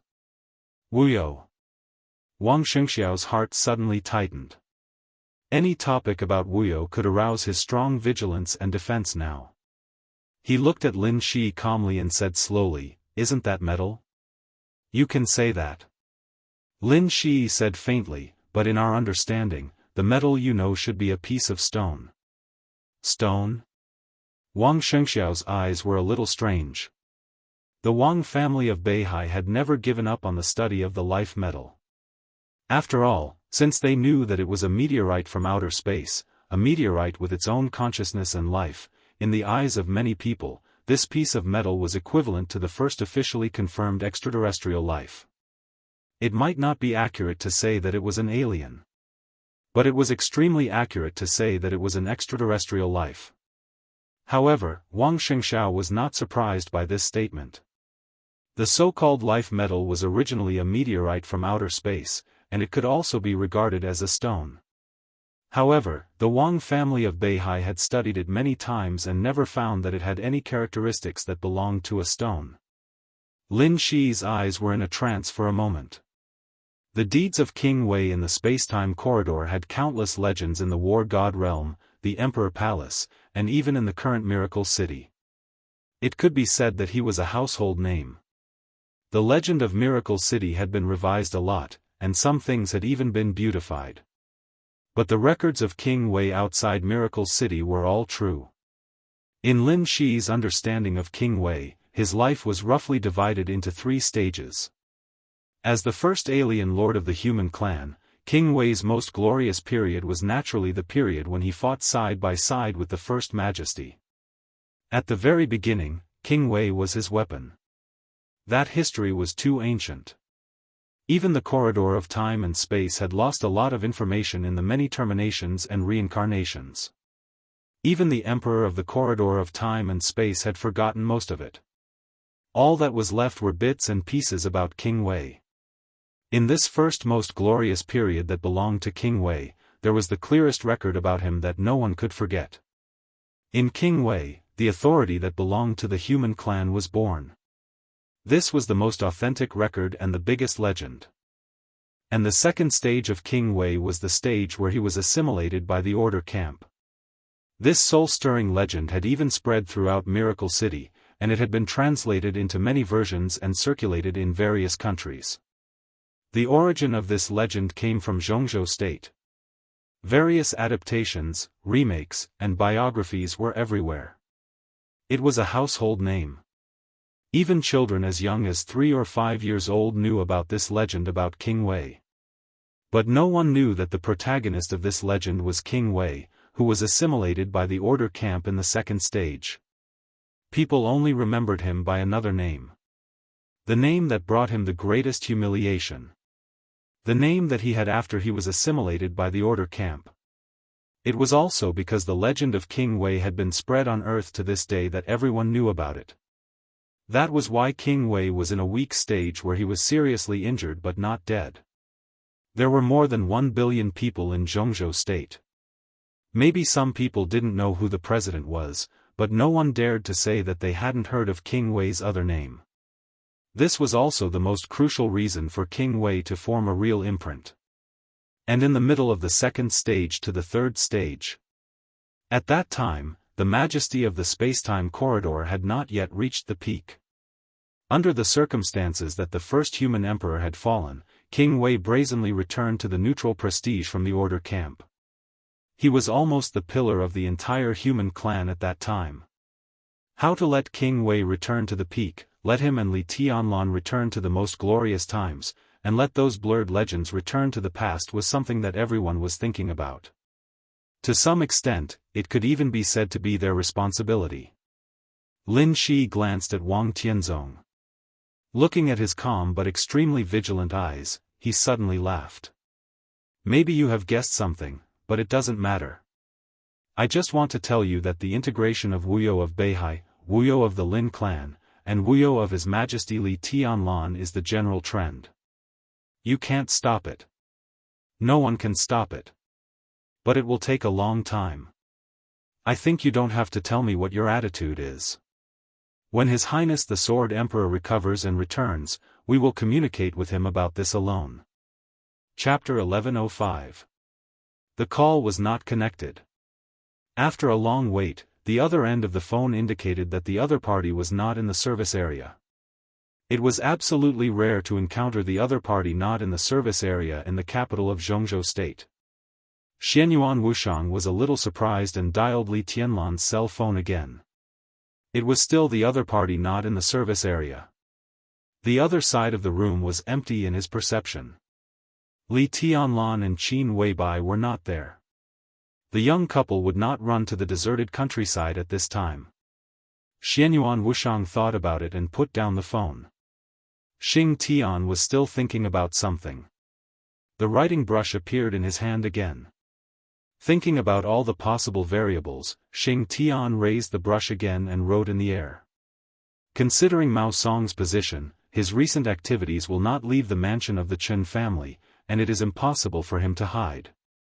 But in view of his psychological quality and Chen Shi's years of training, Chen Shi's death will undoubtedly torture his spirit. He will feel guilty, uneasy, and regret. He will also have a distorted sense of expectation for the future. If his mental state is extremely unstable, then in the next very short time, he will inevitably reveal some flaws, and then some clues will be found. Mao Song's situation will soon be noticed, and he will be. The tip of the brush paused. Instead of writing a specific name, Xing Tian wrote, he will be controlled by the people of Emperor Dong's palace. Suffering from mental torture, he will not be able to bear too much pressure, and will confess what he did as soon as possible. The parliament will believe Mao Song's testimony because there is no flaw in the logic, and this is the truth. There is an undeniable fact. There is no love between Lin Yin and Qin Weibai. For Qin Weibai, there is only fear. Lin Yin only had fear, but after countless careful schemes, as a relatively weak woman, the possibility of Lin Yin falling in love with Mao Song was very high. Out of longing, uneasiness, and other psychological reasons, after Chen Shi's death, Lin Yin, who roughly understands the situation and considers herself an outsider, will appear in Yuzhou and appear beside Mao Song. The tip of the brush paused and continued, the absolute strength of Emperor Dong's palace will destroy Lin Yin, right? Her fear, desperate situation, and Mao Song's situation will make her return to the psychological state of a normal woman, plus some special reasons. Phoenix Pavilion, Gu Xingyun, Qin Weibai, will appear in front of the parliament. The parliament will, Kacha, the incorporeal brush let out a crisp cracking sound, and faintly discernible cracks began to appear. Xing Tian's face changed slightly. Once again, he condensed a writing brush in the air, erased the word definitely, and continued to write, the parliament will probably be attracted by Mao Song and Lin Yin, and then turn its attention to Kunlun City and Huang. This will cause some unknown change in the council's mentality. The brush stopped. Then, it disappeared completely. Xianyuan Wushang, who was watching with great interest, paused and then asked, what changes? Unknown changes. Xing Tian said after a moment of silence. Xianyuan Wushang tilted his head and looked expressionlessly at Xing Tian. That's it? You've been writing for half a day, and what's the ending? Are you a eunuch? I can't write it. Xing Tian's tone was calm. Xianyuan Wushang was silent for a moment, then nodded. Not bad. In the real environment of Miracle City, it involved Li Tianlan, Jiang Shangyu, and the parliament of Zhongzhou State. It was normal that Xing Tian couldn't write it. In fact, everything he did today was vaguely beyond his authority. After learning about Phoenix Pavilion and Jiang Shangyu, the mentality of the parliament would definitely change. However, such a change, because it hadn't happened yet, so they had no way to know. But thinking about it carefully, such a change should not be a bad thing after all. Now that the framework of the matter had been written by Xing Tian, it was only to see how things would develop in the end. No matter how it developed next, it would be much better than before. It's getting more and more lively. Xianyuan Wushang sighed softly. I've seen similar situations in the early days of the space-time corridor. Now, no one has the mood to do so. When there is no external threat that cannot be resisted, the so-called struggle, no matter how cruel, seems very childish. Xing Tian was silent and did not speak. Xianyuan Wushang stretched himself and stood up. He glanced at Xing Tian. What do you want to eat? Anything is fine. Xing Tian's voice was simple and honest. In Xianyuan Wushang's sight, Xing Tian's huge and thick legs had almost turned into nothingness. Under the shining light, only the faint, almost transparent shadows of his legs could be seen. Obviously, Xing Tian was not suitable to go out in this state. Xianyuan Wushang nodded. After thinking for a while, he took out a large bucket of purified water from somewhere. Eat this. Xianyuan Wushang handed the purified water to Xing Tian.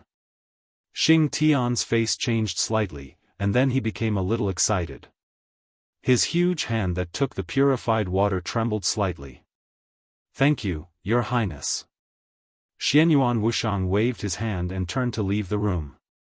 The cafeteria of the Ritz-Carlton Hotel was crowded in the evening. Xianyuan Wushang picked some food in the cafeteria and found a corner to eat slowly. This prince of the spacetime corridor wasn't harmless at all when he ate. Especially when he was alone, his entire person looked exceptionally serious. Can I sit here? A gentle voice with a hint of a smile suddenly rang out. The man, who looked to be in his 40s or 50s, smiled at Xianyuan Wushang. He seemed to be a middle-aged executive of a company who came to Yuzhou for a business trip. He wore gold-rimmed glasses, a white shirt, a dark tie, a watch, trousers, leather shoes, and immaculate hair. He smiled politely and looked elegant. Whatever. Xianyuan Wushang nodded and ate the food in front of him without looking up. The middle-aged man didn't seem to think that the fat man in front of him was rude.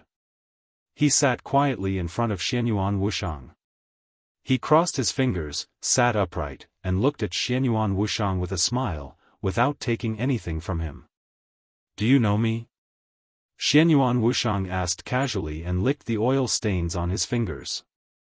No, I don't. The middle-aged man smiled and shook his head. But I really want to know you. The entire Yuzhou knew that His Majesty Li Tianlan suddenly had two mysterious figures around him, who could be taken into the Bai family and go to the Chen family together. Based on this alone, it could be seen that His Majesty Li Tianlan trusted Your Excellency. Believe me, there are many people in Yuzhou who don't know you, but there are many who want to know you. There are 547 people in the cafeteria right now. About 1/3 of them have observed me without batting an eyelid. Are they the people who want to get to know me? But they live here and come here to eat, but more than that, they want to know my brother and sister-in-law, right? Xianyuan Wushang smiled carelessly. Maybe. But in my opinion, you are also worth making friends with. He stretched out his hand to Xianyuan Wushang and said with a smile, Zhao Qiming, what's your name? You are more direct than them. Xianyuan Wushang said lightly, but I don't like to be direct. From your attitude, I can feel that you are alert and testing me. He raised his greasy hand and wiped it on the middle-aged man's sleeve, wiping his saliva and oil stains on it. He fully expressed his dissatisfaction. My name is Xianyuan Wushang. Tell me what you want. Zhao Qiming's expression was a little stiff. He didn't know whether it was because of the content of Xianyuan Wushang's words or his actions, or both. He took a deep look at Xianyuan Wushang, slowly sat down, and pondered. He was undoubtedly a very steady person. Even though Xianyuan Wushang's attitude was somewhat unexpected, he was just a little more cautious. Other than that, he didn't show anything else. Xianyuan Wushang's eyes were a little playful. How do you think the current Wang family of Beihai compares to Emperor Dong's palace? The middle-aged man asked softly after a moment of silence. You work for Wang Shengshao? Direct, simple, sharp, and even a little rude. Xianyuan Wushang asked directly. A lot of words that Zhao Qiming had prepared suddenly got stuck in his throat. He felt a little uncomfortable. After 2 seconds, he said in a low voice, I am indeed serving the Wang family of Beihai. What does he want you to do? Xianyuan Wushang's tone was very calm, but it was extremely rude to control the conversation. The corner of Zhao Qiming's mouth twitched uncontrollably. This was completely different from the conversation he had imagined. There was no probing, no roundabout, no temptation, nothing at all. In a few words, the other party directly talked about the topic to the point where there was no room for discussion. He could already imagine what would happen next. He made an invitation. The other party refused. Then, the conversation was over. In a few words, it was really just a few words. But the conversation shouldn't be like this. Zhao Qiming kept taking deep breaths, and his smile began to become reluctant. Well, if possible, we hope that you can join the Wang family of Beihai. But I can promise that the Wang family of Beihai will give you double the treatment you enjoy in Emperor Dong's palace, and... You work for Wang Shengshao? Xianyuan Wushang asked again. Zhao Qiming was stunned. He forced himself to calm down and said, yes. You're not. Xianyuan Wushang laughed and said, Wang Shengshao now has a more important partner. Even if he doesn't know my identity, his partner always knows. No matter how stupid he is, he won't let you invite me to join the Wang family of Beihai. Do you understand what I mean? After a pause, he laughed again and said, I just want a small clinic, or an infirmary, in Emperor Dong's palace. Double it for me? 2 clinics. That's really tempting. Zhao Qiming had no time to think about what Xianyuan Wushang had said before, or he didn't want to think about it. Hearing the second half of Xianyuan Wushang's words, he instinctively said, if you have any other requirements, we can talk about it. The Wang family of Beihai has passed the crisis and will inevitably rule the dark world again in the future. If Emperor Dong's palace only gives you a small clinic, what's the point of staying in such a Emperor Dong's palace? The Wang family of Beihai is very sincere. Why do you stay with Dong Huang and help the wicked do evil? Help the wicked do evil. When Zhao Qiming said this word, he deliberately emphasized it, and there was a flash of nervousness in his eyes. He really didn't work for Wang Shengshao. But the problem was that he didn't know who worked for him on Earth. He just received the commission to contact Xianyuan Wushang. And the condition of the commissioning party was very simple. They asked him to invite Xianyuan Wushang to join the Wang family of Beihai. The only strange thing was the word, help the wicked do evil. This was the word that the commissioning party explicitly asked him to say in front of Xianyuan Wushang. Zhao Qiming stared at Xianyuan Wushang's reaction. There was no sudden change of expression, no anger, no sneer. Xianyuan Wushang, who had been smiling faintly, suddenly stopped smiling. He slowly raised his head and looked at Zhao Qiming. His chubby, harmless face was devoid of any expression. This Xianyuan Wushang was strange and dignified. He looked at Zhao Qiming with indifference, as if he was looking at a dead man. Zhao Qiming was almost instantly soaked in cold sweat. His body stiffened and he stared at Xianyuan Wushang's face. Do you know? Xianyuan Wushang wiped the corner of his mouth with a napkin and said unhurriedly, based on what you said, everyone in my hometown can kill you. Not just you, but your family, your relatives, your friends, your relatives' friends, your friends' friends. Everyone who has even the slightest relationship with you will receive a punishment worse than death. An indescribable chill spread from the soles of his feet to his brain in an instant. Zhao Qiming's breathing suddenly became rapid. You work for Jiang Shangyu. Xianyuan Wushang suddenly laughed. If you work for Wang Shengshao, he wouldn't dare to let you bring these words to me. Lin Shi wouldn't allow it. Even he doesn't dare to say these words, and neither do I. Whoever says them will die. The higher the status, the more it is so. Only Jiang Shangyu can be a human being without scruples. Obviously, he has given up everything he can give up. Maybe you're innocent. Xianyuan Wushang threw the napkin on the table. But you're guilty. You're guilty. It was like a supreme judgment, indifferent, lofty, majestic, and irresistible. Zhao Qiming's body suddenly twitched violently. In the void, an extremely strong life force directly poured into Zhao Qiming's body. The strong vitality nourished Zhao Qiming's body at an unimaginable speed. All the dirt in his body evaporated in an instant. All the viruses and bacteria were emptied. The toxins accumulated by years of drinking and smoking were completely gone. Some hidden dangers in his body that he hadn't noticed were also completely gone. Zhao Qiming's face was ruddy, energetic, and radiant. The toxins in every drop of blood in his body were completely dispelled by this vitality. It was an abrupt yet extremely comfortable feeling. That vitality was still spreading in his body, healing all the hidden dangers in his body. It continued to spread, burst, and spread. The vitality stimulated every cell in his body. All the cells and blood began to grow after receiving a huge amount of nutrients. His 5 viscera and 6 bowels were frantically absorbing this wisp of vitality. At this moment, in front of Xianyuan Wushang, Zhao Qiming's body was like an inflated balloon, gradually expanding at a speed visible to the naked eye.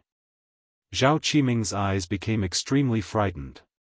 He wanted to speak, but the muscles in his mouth and throat were growing crazily, drowning his tongue, his teeth, and occupying every part of his mouth. Crack, the infinitely growing muscles completely crushed the bones in his body. The growing muscles blocked more and more blood in his body. He began to suffocate. His heart pressed against his chest. The muscles burst his nose and even grew out of his eyes and ears.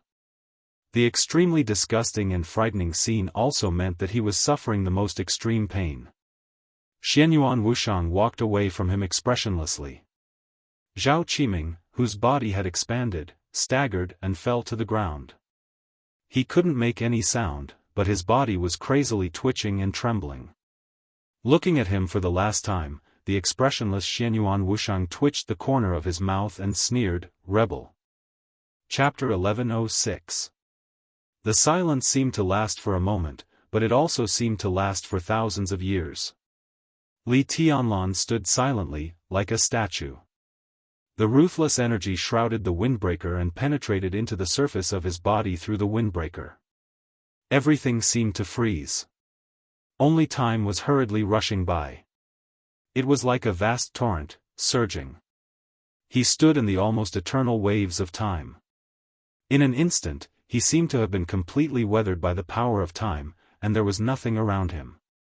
The prosperity of Yuzhou, the dazzling sunshine, the beautiful women, the monstrous power, the absolute force, the lofty world, the sun, the moon, and the stars, everything seemed to be completely broken in an instant. There was nothing in the world. No, the world itself no longer existed. Everything around him became the purest nothingness. Because it was nothingness, it could not be described at all. Because it did not exist, everything he felt became an illusion. Everything in the world lost its meaning. Only that faintly discernible energy was still fusing with him. That energy was like an extremely weak but ancient willpower. It seemed to be trying to tell him something, but the transmission was so vague and weak that Li Tianlan couldn't grasp it at all. One after another, extremely vague pictures flashed in the deepest part of his consciousness. In a trance, Li Tianlan seemed to see a lot of things, but at the same time, he seemed to see nothing. He imprinted all the vague images in his mind. They seemed to be meaningless, but they were more meaningful than anything else. Nothingness was revolving around him. There was only nothingness in the illusion. Only his thoughts were the only reality. His thoughts paused for a second. Under the sun, Li Tianlan suddenly straightened up and took a long breath. The fusion of that energy and ruthlessness had been completed. The gorgeous black windbreaker returned to silence and was draped over Li Tianlan's body without any abnormality. Li Tianlan looked at everything around him. There were tall and straight pines and cypresses on both sides. The clean and tidy road extended all the way to the villas not far away. Flowers were in full bloom on both sides of the road. Yuzhou was sunny after the snow. The world was vast and prosperous as before. Li Tianlan's pupils contracted slightly.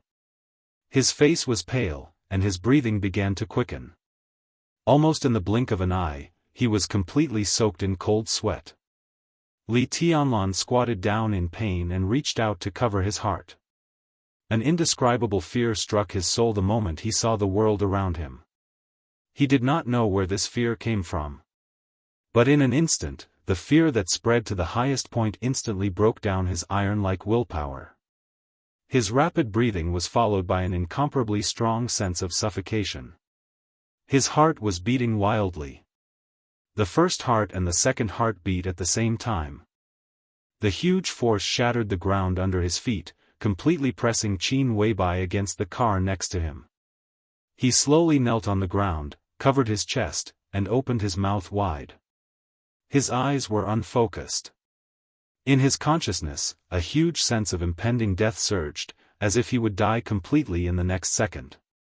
Then, the fear was gone. Without warning, without the slightest delay, it suddenly disappeared.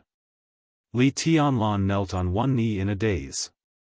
He looked at the sky around him and was silent for a long time. Cold sweat dripped from his face and landed on the ground. He kept taking deep breaths, and his complexion gradually returned to normal. A pair of small hands appeared beside him and hugged his arm tightly. Li Tianlan turned his head slightly. In his sight, Qin Weibai's face was as pale as snow, and her eyes, which used to be cold and bright, even looked a little empty. "It's okay." Li Tianlan forced a smile. "It's okay. What the hell happened?" Qin Weibai's voice was extremely persistent. "Tell me." Li Tian was silent for a full half a minute before shaking his head. "I can't tell." He probably knew why. But he couldn't tell. At that moment, he did feel unprecedented fear. This fear could be said to be brought to him by the ruthless energy. But it could also be said to be his own. He couldn't describe that feeling at all. In that moment of trance, he saw a lot of blurred pictures. Those pictures were blurred, and he didn't know what he saw. But Li Tianlan was sure that his fear had absolutely something to do with those pictures. The roar of the engine sounded from afar. In his perception, countless eyes were watching this direction, including the security personnel of the Bai family manor and cameras installed in every corner. Li Tianlan's abnormality had spread throughout the Bai family at the fastest speed. Dongqing Wudi, Bai Zhanfang, Bai Qingzhao, Bai Qingqian, and others all rushed over. Li Tianlan stood up slowly. His movements were slow and even cautious, as if he was avoiding something. Qin Weibai could feel that Li Tianlan was not avoiding her. His movements looked more like he was avoiding the air around him. "Tianlan," Qin Weibai wanted to say something but stopped on second thought. "I'm fine." Li Tianlan shook his head. "I just feel a little uncomfortable." The fear had disappeared. His mind had returned to reason. However, in his incomparably calm thoughts, he felt the oppression of the entire world. Everything seemed to be pressing down on him, as if it wanted to crush him to death here. That sense of oppression was gradually fading. Li Tianlan's face also began to quickly return to normal. "Get in the car." Li Tianlan gently hugged Qin Weibai. Holding the exquisite and delicate body in his arms, his heart seemed to have completely calmed down. Li Tianlan lowered his head slightly, bit Qin Weibai's pink ear, and chuckled. Minister, they are all scared. I see Auntie's face is pale. You have to help me explain later. Qin Weibai was stunned and took a deep look at Li Tianlan. Li Tianlan didn't realize his problem for a moment. The car was still coming from the depths of the Bai family's manor. It was at least hundreds of meters away from here. Qin Weibai could see the approaching car. The question was, how could Li Tianlan see the person in the car? Li Tianlan's auntie could only be Bai Qingqian. In this case, Bai Qingqian couldn't drive in person. Seeing Bai Qingqian's face directly, how was that possible? Qin Weibai hesitated and didn't ask. She obediently turned around and got in the car. The car drove along the road to the villas inside the manor. The cold wind was blowing the woods in the sun. As the car went away, Lin Shi's figure appeared in the place where Li Tianlan had knelt on the ground. He looked at a small piece of the road that had been shattered, looking serious and thoughtful. Li Tianlan doesn't look good. Wang Xingxiao said slowly. Really? Lin Shi stared at the cracked ground under his feet. What do you think? Obviously, he seems to be frightened by something. But we all know very well that there was nothing around him just now. From this point of view, Li Tianlan's mental state may have some problems. In layman's terms, maybe he has been possessed by the devil. Wang Xingxiao said lightly. I agree with your first sentence. Lin Shi nodded. Obviously, His Majesty Li Tianlan was indeed frightened by something. But I don't agree with your second inference. Maybe you don't know that His Majesty Li Tianlan is a god. There is no so-called qi deviation, and it is impossible for him to be contaminated and assimilated. He was indeed frightened by something. But there was nothing around him.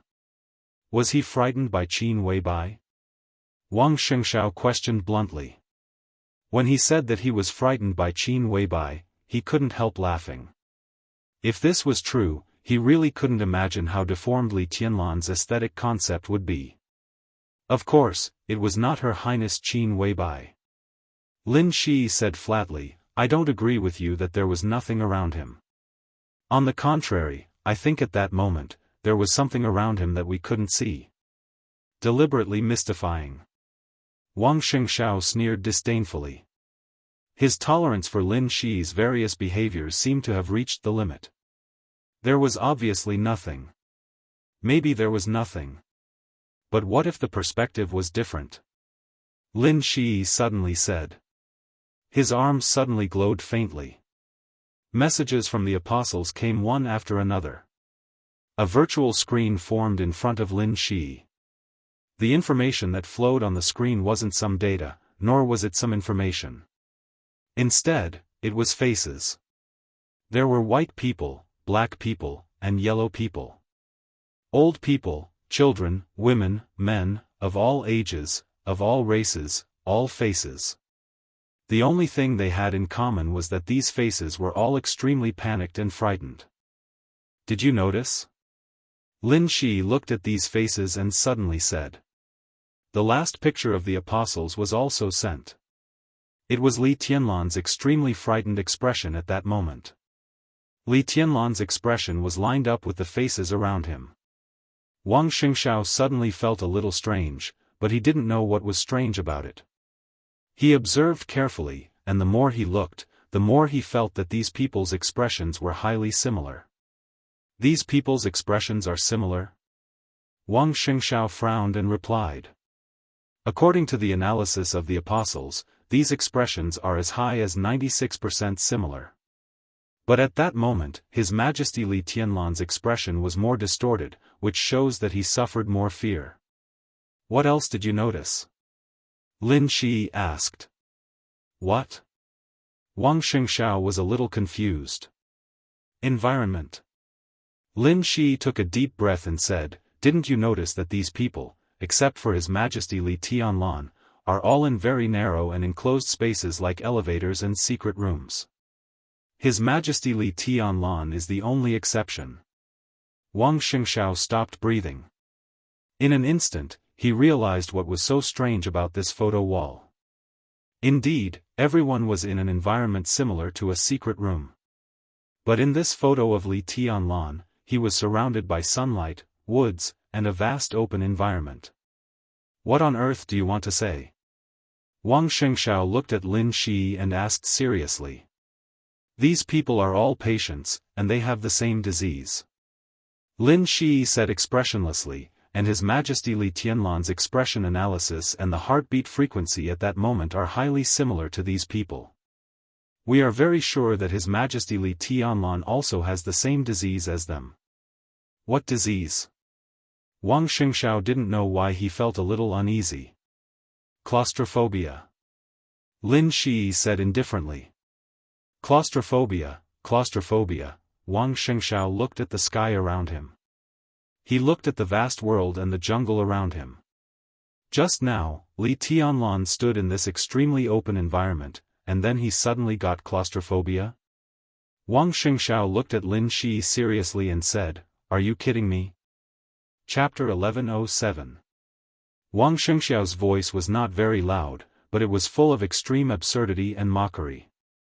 Let's not talk about whether Li Tianlan had the so-called claustrophobia before.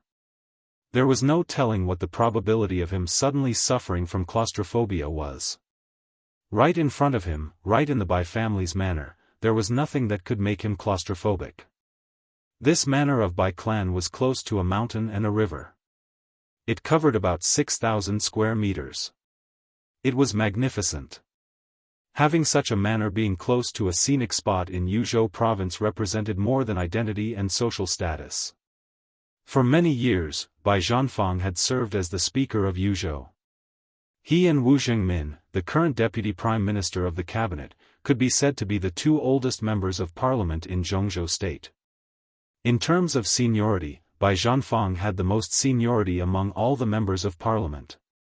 People from all walks of Yuzhou who were dissatisfied with the Bai family had privately mentioned the topic of the Bai family occupying a mountain to be the king, but Bai Zhanfang had always been unmoved. Now, with the appearance of Li Tianlan and Emperor Dong's palace, the strong rise of the giant group had been extremely obvious. However, it was said that the manor was going to expand. This was no longer important.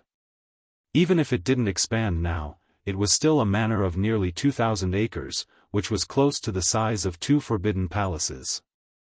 The buildings here were sparse and arranged in picturesque disorder. The view could be said to be extremely wide. Claustrophobia? The current situation was almost equivalent to Li Tianlan standing on a boundless prairie, but suddenly felt that the vast prairie was like a large suitcase, and he was out of breath in the suitcase. How absurd was that?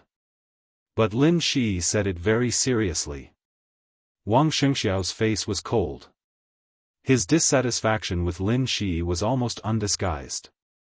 The cooperation between the two sides hadn't officially begun yet, but the Wang family of Beihai had already paid the price of the divine martial corps of the non-continent. Although the change of ownership of hundreds of thousands of troops didn't seem to have much impact in a short time, the actual impact could not be ignored. What did Lin Shi do? He said he would deal with Li Tianlan. But Wang Xingxiao did not feel a trace of hostility from him to Li Tianlan. On the contrary, what made him absent-minded was that he felt that Lin Shi's respect for Li Tianlan had always been full. There was no definite action to deal with Li Tianlan. He also didn't take any action to treat his father. The other party used an extremely magical ability to take him around the world, study the energy of murderous weapons, and secretly observe Li Tianlan's every move. Now, he was even in a daze at the footprints he left, saying that he had claustrophobia. Wang Xingxiao felt that the other party was talking nonsense, and he was always talking about inexplicable topics. Hostility? Wang Xingxiao did not feel it at all. Lin Shi's respect for Li Tianlan was obvious. The man and the woman, the apostle and the saint, talked about Li Tianlan like fanatics talking about their god, with fanatical faces. Gritting his teeth, Wang Shengshao watched Lin Shi ponder over Li Tianlan's footprints and the cracked floor. An idea suddenly came to his mind. If Saint and Apostle were here, would they kneel down and kiss the footprints left by Li Tianlan? The thought was not funny at all. Wang Shengshao felt a burst of irritation at the thought. The only thing he could comfort himself now was that the plan for treating his father that Saint came up with now was thought to be miraculous by the elites of the Wang family of Beihai's biological laboratory after a simple combination. But it was just a plan, like a candy to comfort him. As for when it would be sent to him, all he could do was wait. I never make any jokes. While Wang Shengshao was thinking, Lin Shi's cold voice rang out. So? Wang Shengshao sneered and said, do you really think that Li Tianlan is likely to have claustrophobia in this environment? You saw the fact, didn't you? Lin Shi asked in reply. What I saw was that Li Tianlan was not in a good state, not some damn claustrophobia. His Majesty just said that he was a little uncomfortable. Lin Shi's voice was calm. Wang Shengshao took a deep breath and slightly narrowed his eyes. If you still want to talk about these topics, then maybe we don't need to talk anymore. I'm very busy, and I don't have time to waste with you. In fact, I'm not only wasting time here, but you've even interrupted my action. Your plan of action is wrong. Lin Shi said bluntly, in fact, confirming His Majesty's current state is the most important thing. You cannot believe the claustrophobia, and I don't want to believe it either. But if it's true, it will be a disaster for you and any of His Majesty's enemies. Disaster? Wang Shengxiao's eyes were cold and gloomy. Disaster. Lin Shi said calmly, he can kill anyone anywhere, at any time, in any way, and no one will notice it. No one can guard against it. He can take away your life like taking away a feather. The invincible realm, the peak of the invincible realm, and the so-called chosen one have no power to fight back, because you don't know anything at all. The moment he makes a move, you're already dead. What is this? Ghost? God? Wang Shengxiao felt more and more ridiculous. If he had this strength, he would have conquered the world long ago. He doesn't now. Lin Shi shook his head. But there are signs. Because of your so-called claustrophobia? Wang Shengxiao didn't know what tone he should use to speak. I know you can't understand. Lin Shi glanced at him and said, the manner you see is really vast, but maybe the world will be different in front of him. He suddenly waved his hand and asked, do you remember in Emperor Dong's palace? Wang Shengxiao froze for a moment. The current monitoring system of Emperor Dong's palace can't be hacked, but it doesn't mean that we can't get the detailed information of your battle with His Majesty in Emperor Dong's palace. Lin Shi looked into his eyes. Maybe you forgot, maybe you haven't thought about it, or maybe you don't dare to think about it. But I can remind you. Where were you when His Majesty woke up in Emperor Dong's palace? Where was your battlefield? Wang Shengxiao's face suddenly changed, and his expression became a little ugly. Obviously, he didn't need Lin Shi to remind him. It was a question he didn't want to think about at all. He knew the answer to this question very well. At the moment when Li Tianlan woke up, he was in Li Tianlan's bedroom. Their battlefield was in Emperor Dong's palace. His time in the bedroom was very short. It wasn't a good process. At that time, Li Tianlan just raised his hand and slapped him out of the bedroom. But the problem was, Wang Shengxiao was very sure that there was no door in Li Tianlan's bedroom that could directly lead to the outside. At that time, he was surrounded by the bedroom walls, the outside world was a corridor, and the edge of the corridor was also a wall. But those walls were not damaged. At that time, when Li Tianlan slapped him, his whole body seemed to suddenly become transparent and passed through the wall. When the wall was intact, he appeared on the lawn of Emperor Dong's palace.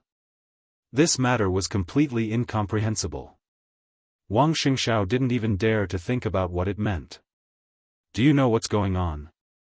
Wang Shengxiao carefully recalled the feeling at that moment. At that moment, he didn't touch any obstacles, but he was directly slapped out by Li Tianlan. The more he thought about that scene, the more terrified he felt. "I'm not sure, and I don't need to tell you," Lin Shi said lightly. The contemplative look in his eyes became more and more obvious. He thought about the original era shrouded in boundless fog. At that time, there was only the space-time corridor. There was no war god realm, no human palace. There were very few records about the original era. Most of the things had become legends. As for the original His Majesty, the extremely limited information now could only prove that he existed. And such an existence was largely confirmed by the Majesty in the space-time corridor. There were almost no detailed and accurate records of that era, which was almost completely submerged in the fog of time. Most of what was left were legends. The relic gradually became conscious, and the memories began to fade.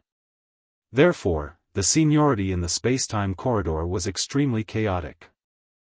Now, everyone knew who the Majesty in the space-time corridor was, but no one could be sure who he was. It wasn't just him. Even the god of war and the human emperor of the great imperial palace hadn't figured out where they came from. Perhaps they couldn't figure it out anymore because they had already forgotten too many things. What they could remember was their return this time. The legends were chaotic. But some things could always be confirmed. For example, the original Majesty. He did exist. As the most important pioneer of the neutral camp, without him, there would be no today's human clan. There was no doubt about that. He opened the neutral camp, so naturally, he was the strongest in the history of the neutral camp. This so-called strongest, at least for today, was the strongest without a doubt. Among the peak combat powers of the neutral camp, the war god and the human emperor together were no match for the Majesty in the space-time corridor. And the Majesty in the space-time corridor had not been able to surpass the original human emperor. As the son of the war god and regarded as the future successor of the war god, Lin Shi was qualified to know a lot of things. He vaguely heard his father mention that the current Majesty in the space-time corridor had surpassed the original human emperor in terms of authority and was not far behind in terms of authority. The reason why he could not reach the height of the original human emperor was because of his perspective. Lin Shi had a hard time understanding this word. But he had always kept it in mind. Because when the original human emperor was still alive, he would often say, "This world is very crowded. It's a little uncomfortable." Perspective. This word was crucial, but it was also too broad. Lin Shi had a hard time understanding what the world was like from the other's perspective. Perspective, or maybe this was the biggest secret of the original Majesty who was the top of the three camps. These core members had speculated about this, but as long as they mentioned it, whether it was right or wrong, they would soon forget it. But now, Lin Shi suddenly found that in Miracle City, when he began to think about this problem again, his memory was exceptionally clear. Perspective. Perspective, he seemed to have thought of something. It was not difficult for the technical level of the war god's realm to figure out the principle, but the difficult part was that there was no way to do it. He wanted to record it down and send it out, but the moment he sent a message to the apostle, the thought in his mind suddenly disappeared inexplicably. Lin Shi was stunned and then smiled bitterly. "I have an idea that may prove my guess," Lin Shi said thoughtfully, "but I need your cooperation." "How?" Wang Shengshao asked directly. Lin Shi threw Wang Shengshao a strange-looking pistol and pointed to the central villa in the group of villas ahead. Across the road, the woods, the flower beds, the artificial lake, and the villas. It was a distance of thousands of meters. Lin Shi said, "Aim there and shoot." "Are you sure?" Wang Shengshao frowned. At such a distance, shooting wouldn't do anything, but the gunshot would undoubtedly alarm many people. In the current situation, this was definitely not a good thing. "Give it a try." Lin Shi said, "His Majesty should have some instinctive reaction. This can also let you see if I'm talking nonsense." Wang Shengshao thought for a moment. Suddenly, he raised his hand and aimed the gun at the central villa. Almost at the same time, in the living room of the central villa, Li Tianlan put down the teacup in his hand. Changed. Everything in front of him changed in an incredible and indescribable way in a trance. Everything became a complete hole in front of his eyes. The distance was shrinking and shrinking at will. Li Tianlan didn't realize this at all. He just stretched out his hand casually and grabbed forward. Crack! On the road of the manor, Wang Xingxiao watched a palm suddenly appear in front of him. It was silent, without warning, and there was no way to guard against it. The palm suddenly grabbed his pistol when he was about to shoot. A huge force burst out. Wang Xingxiao, who was unprepared, had no time to react. His finger, which was about to pull the trigger, was instantly torn off by the huge force. Blood gushed out. The palm in front of him held his pistol and finger and disappeared directly in front of him. In the living room, Li Tianlan withdrew his palm and looked at the pistol and a broken finger that appeared in his hand. He was a little confused. The little nanny beside him exclaimed and took a few steps back with a pale face. Everyone was stunned and looked at the things in Li Tianlan's hand in astonishment. That moment just now was like magic. Li Tianlan stretched out his hand and grabbed a pistol and a finger dripping with blood without any pause. The living room was quiet. On the road of the manor, Wang Xingxiao, whose face was livid because of the sharp pain, roared in disbelief, "What's going on? Do you believe it now?" Lin Shi narrowed his eyes tightly and looked extremely shocked. You should be glad that His Majesty just reacted instinctively. If he found the feeling, he could easily take away your brain and your heart. You wouldn't feel anything, and your body wouldn't even have a little wound. He just stretched out his hand, and then you stood here, intact, and then your brain suddenly disappeared completely. Are you telling me a fairy tale? Wang Xingxiao's face was gloomy and twisted. Lin Shi smiled faintly. In a sense, this is science. It can even be explained by your current science. But I don't need to explain it to you. Wang Xingxiao stared at Lin Shi silently and didn't speak for a long time. He couldn't figure out why. But he already believed Lin Shi's words. That moment just now was too strange. If Li Tianlan had consciously wanted to kill him, his martial arts would have been almost useless. But now, he was already dead. Bang! In the living room of the villa, Li Tianlan threw the pistol and finger on the tea table.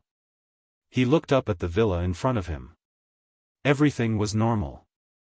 The change just now inexplicably disappeared again. It was an indescribable feeling. The moment he stretched out his hand, the extreme fear once again impacted his will. In a short moment, cold sweat appeared on his forehead again. Tianlan, what's going on? Dongqing Wudi looked at the finger and the pistol on the tea table, and then looked at Li Tianlan. Li Tianlan shook his head in confusion. After a while, he whispered, I also want to know. Chapter 1108. Li Tianlan's bewilderment was genuine.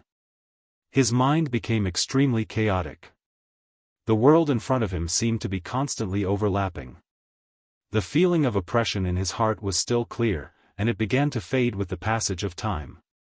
The world was really narrow. It was so narrow that it was almost suffocating.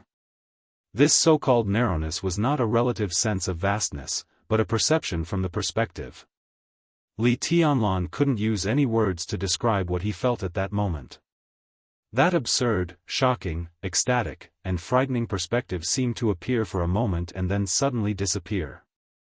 If it weren't for the finger, the pistol, and the blood on the coffee table, Li Tianlan would even think that the moment just now was an illusion.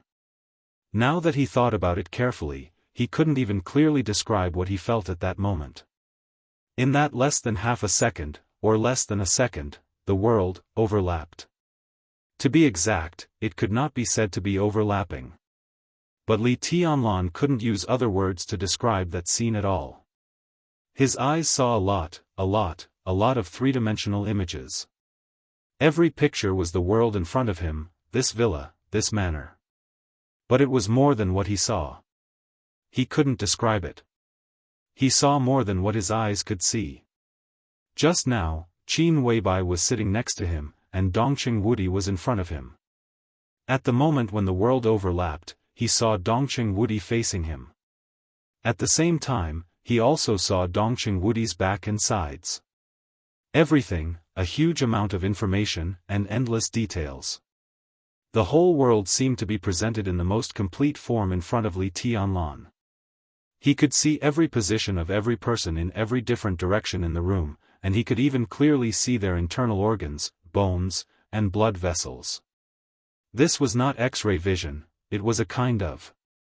All the pictures were mixed together and appeared completely in front of Li Tianlan.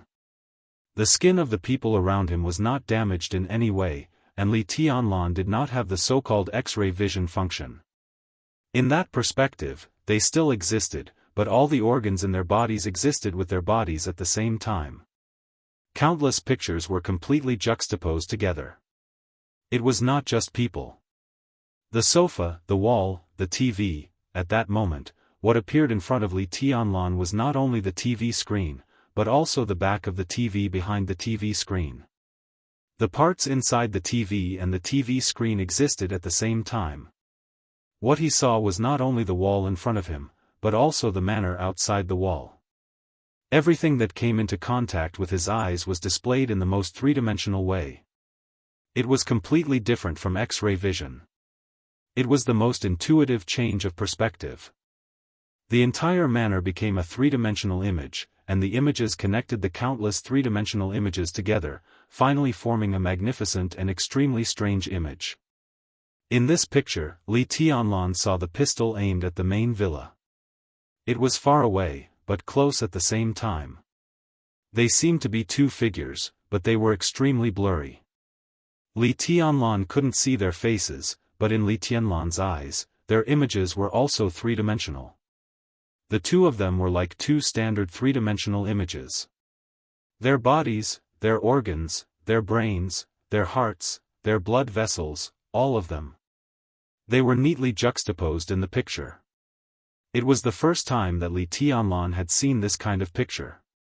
The picture in his sight turned into a massive amount of information that impacted his will. He was a little stunned. His instinctive reaction was to casually reach out his hand. Then he sat on the sofa of the villa and took the pistol and the finger from an unknown distance. This feeling was indescribable. Because in the image he saw, the other party's fingers were indeed holding the gun. But among the countless juxtaposed and showing thousands of details, there was a three-dimensional image in which the finger and the pistol existed separately. That was to say, the finger and the pistol were separate images, and they were not connected to other fingers. This was just a very subtle detail. Li Tianlan also instinctively took advantage of this detail. So he reached out, took the gun, and took the finger down by the way. He took it.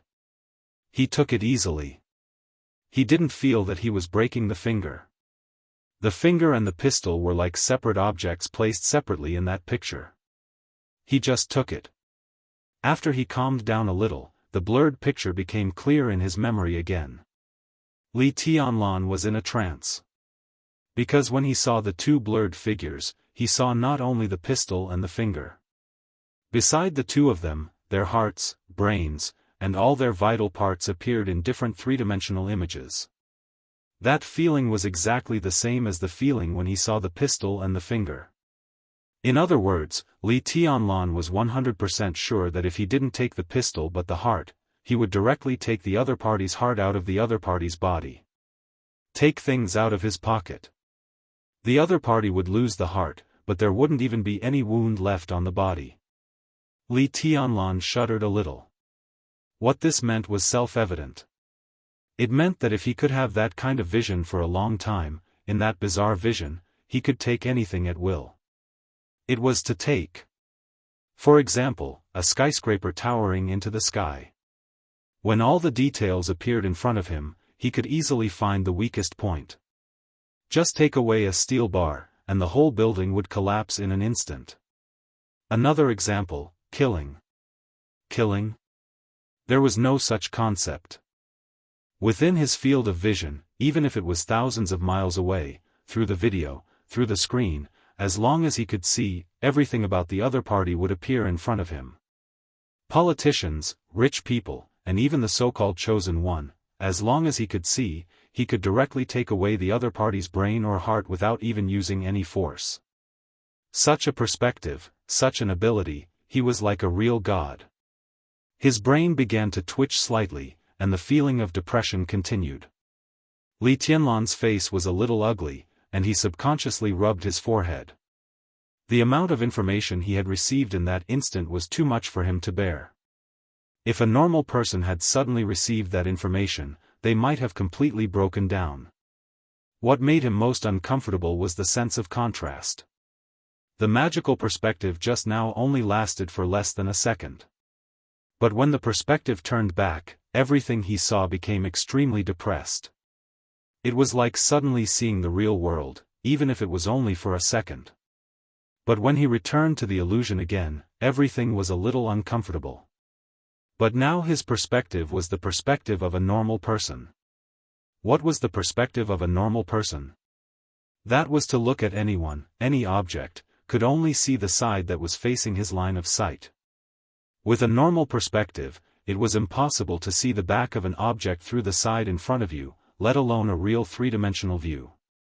When Dongqing Wudi was facing him in front of him, he could only see the front of the other party, but he could not see the back of Dongqing Wudi in any case.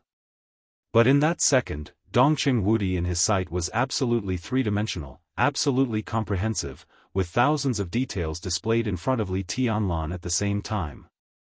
Li Tianlan rubbed his forehead hard and even closed his eyes. A sword energy was suddenly released from his side. The sword energy turned into a ring and quickly rushed out of the villa, covering the entire manor in the blink of an eye. The place where the two figures existed in his memory was already empty. Li Tianlan subconsciously wanted to chase, but after moving his body, he suddenly realized what he had overlooked. Distance. He actually ignored the distance. With his speed, this distance might not be far, but it was not no distance at all. When he subconsciously wanted to chase after her, he didn't consider this point at all. This was also the sense of confusion caused by the change of perspective. He looked at the pistol and fingers on the coffee table and was silent for a long time. The feeling of being like a god just now did not disappear, but became more and more clear. Li Tianlan could be sure again that it was not his illusion. In that perspective, the so-called distance existed, but it also didn't exist. In that perspective, Li Tianlan was sitting in Yuzhou. If someone was in Star State, in Europe, in Tiannan, or even in the polar region, as long as someone appeared in the video, then no matter how far away they were, Li Tianlan only needed to reach out and take away the other party's brain or heart at will. If this was not enough to make him a god, what if Li Tianlan suddenly had power far beyond what he had now? When his vision was infinitely far away and the whole planet was in his field of vision, could he easily destroy a planet? This question could not be verified at all for the time being. But in such a perspective, there was no need for verification to kill. In this indescribable perspective, the distance was real. And at the same time as the distance was real, was the direction. In the countless pictures composed of countless three-dimensional images, the so-called direction was no longer just the front, back, left, and right. There were countless, thousands, tens of thousands, hundreds of thousands, millions, and even more directions. These directions did not exist in the perspective of a normal person. But in that perspective, it was extremely clear. At the same distance, a certain direction might make the distance between 2 points infinitely far, like the end of the world. But in another direction, the originally infinitely far distance would be instantly shortened, and it would be close at hand. So Li Tianlan suddenly began to think. When countless directions were completely juxtaposed in front of him, the so-called distance was the distance between 2 points. The countless distances between countless points could be very far or very close. Then, how big was the so-called world, the place where they were living now? Chapter 1109. Dongqing Woody had a lot to say, but he didn't say anything in the end. After the incredible scene in the living room, everyone could see that Li Tianlan was in a bad state. No one knew how bad it was, but the extremely severe headache and depression almost broke Li Tianlan's will. Li Tianlan didn't have dinner. He went directly to the room that the Bai family had already prepared for him and fell asleep almost as soon as he lay down. He was dizzy and in a trance. Li Tianlan had a dream all night. There were all kinds of bizarre pictures in the dream.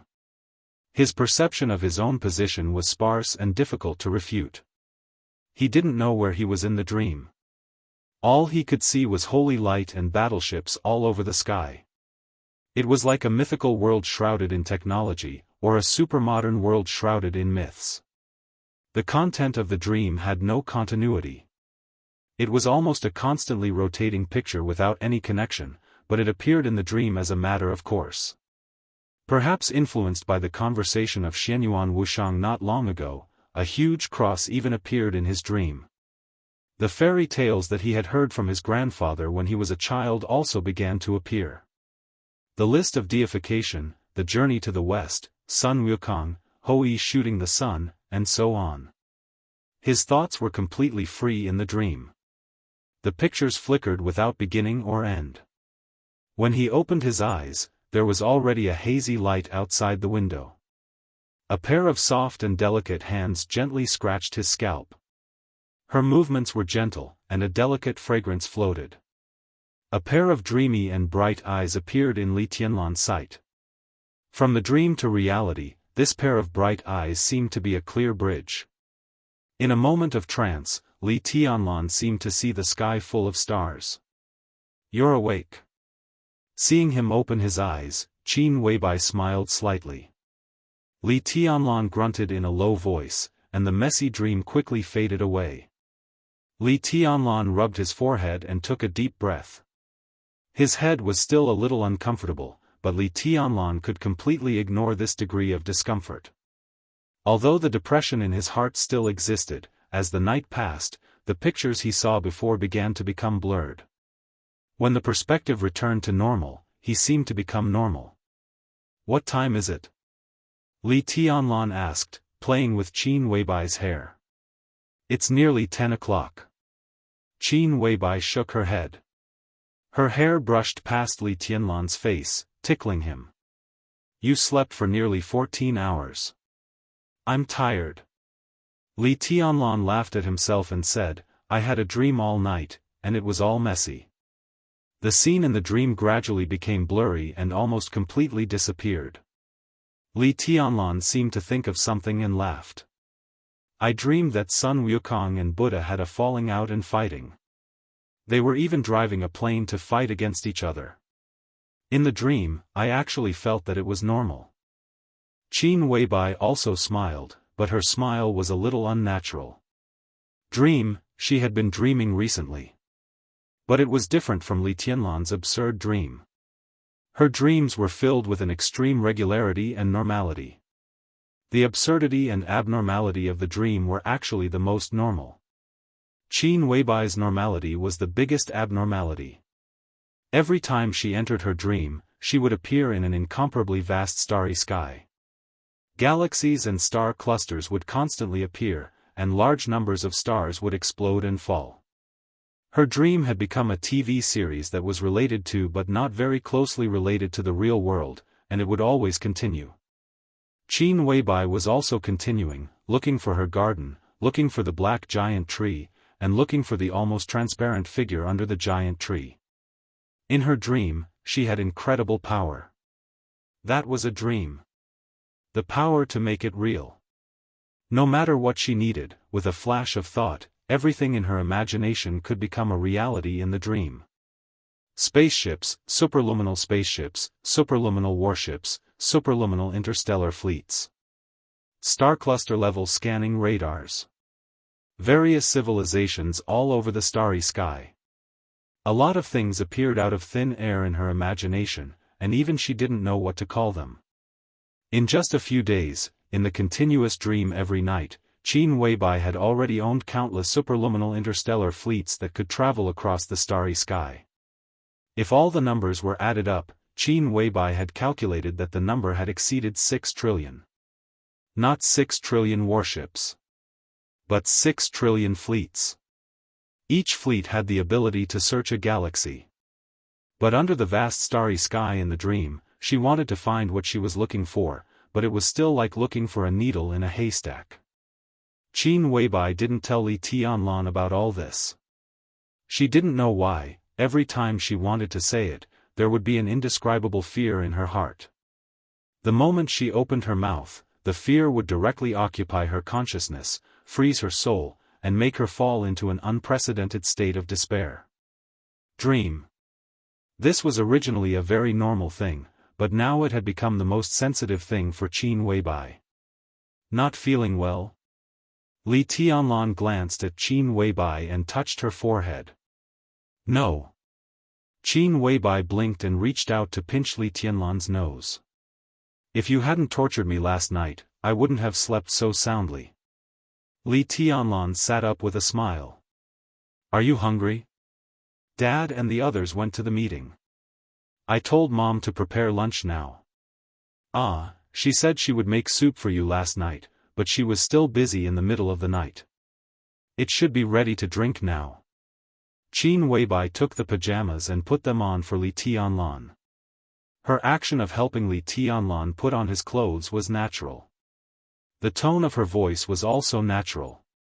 Dad. Mom. Li Tianlan's body was a little stiff. He suddenly didn't know what to say. The parents that Qin Weibai mentioned could only be Dongqing Wudi and Bai Qingqian. It couldn't be anyone else. This feeling was indescribable. What's wrong? Don't you like me calling them that? Qin Weibai tied the gown for Li Tianlan and asked carefully. No, Li Tianlan's voice was a little complicated. They are very happy. Qin Weibai took Li Tianlan's hand and stood up. Whether as a daughter-in-law or a goddaughter, I can call them Mom and Dad. If you don't like it, then I'll be their goddaughter. If you like it, I'll be your daughter-in-law. She looked at Li Tianlan with bright eyes. Do you like it? Li Tianlan was silent for a long time, then smiled and said, Did the minister go to the meeting? Yes. Taking a deep look at him, Qin Weibai nodded. She seemed to suddenly think of something and continued, By the way, when Dad left, he didn't look good. Council meeting? Li Tianlan frowned. Plenary meeting. Qin Weibai said softly. Li Tianlan paused and didn't speak. At this level, there were some rules about what kind of meeting it was.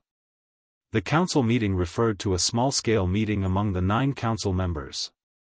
Although this kind of meeting was extremely formal, there would basically be no resolution on some particularly sensitive matters. On some sensitive issues, the council meeting seemed more like a discussion and test, which was a precursor. And the plenary meeting referred to the plenary meeting of the council. Not only the 9 council members participated in the meeting, but also all the councillors of Zhongzhou State. Any sensitive issues in Zhongzhou State, such as policies, personnel or something else, were decided at the plenary meeting.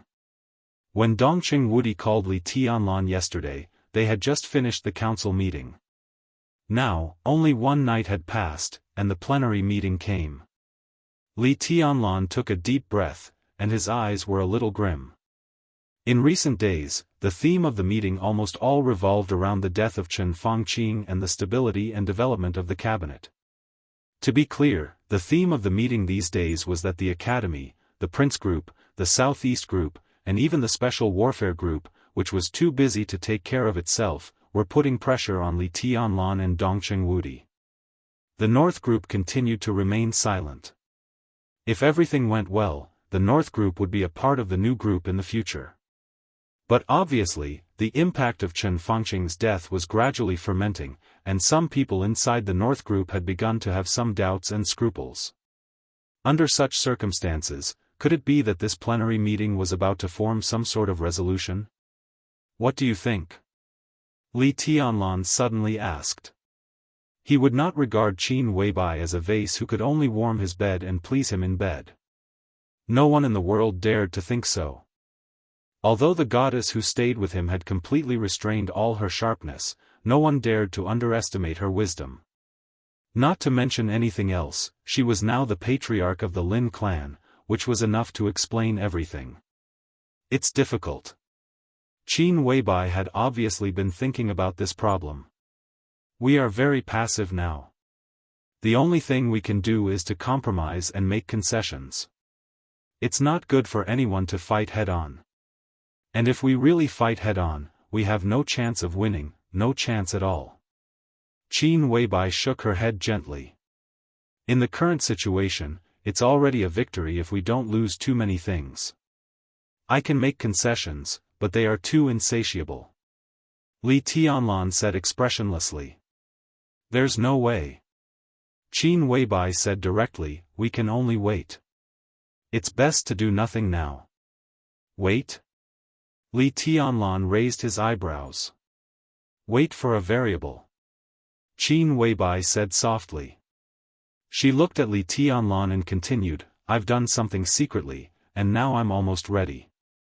It was originally a good card, but at the critical moment, we have no choice but to play it first, but it's not the time yet. It's better to hide this card first. If there's a right opportunity, this card can play a great role. What card? Li Tianlan looked at Qin Weibai curiously. It's about the Special Warfare Group, as well as some people and things of other groups. Qin Weibai smiled. It's very sensitive. It's not the right time yet. I need an opportunity. As for now, what we need to do the most is to withstand the pressure and compromise appropriately. They seem to be chasing us relentlessly, but no one really wants to kill us. The current situation seems very bad, but in the end, there's a high chance that we'll still end up with a draw. It's just that how this game of chess is going to end up testing the wisdom of the major groups. The coordinates are Hengshui City, Hebei Province.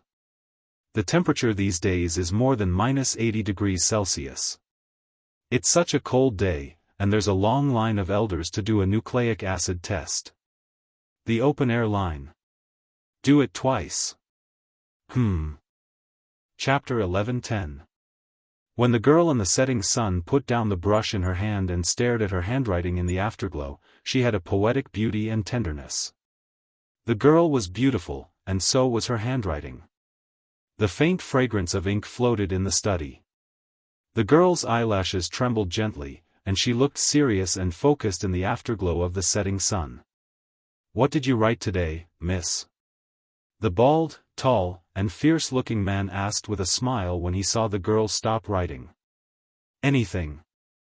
The girl inadvertently reached out and touched her rose-petal-like lips.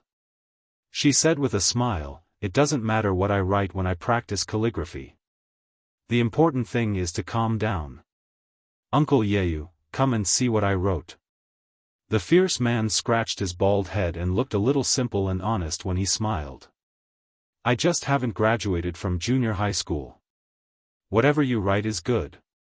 As he spoke, he walked over slowly and lowered his head to admire the girl's handwriting. The girl also lowered her head to look at her work. On the white xian paper, there were names, positions, profiles, and some deeds written in delicate handwriting. The orange-red light of the setting sun shone on the first line of the fine and delicate characters, and it was so clear that it was somewhat shocking. Sun Liye, male, former member of the Parliament of Zhongzhou State, Deputy Prime Minister of Zhongzhou State, leader of the Prince Group, 76 years old, served as Deputy Governor of Talent Province, Deputy Speaker of Yungue Province, Governor of Dongshan Province, Speaker and so on.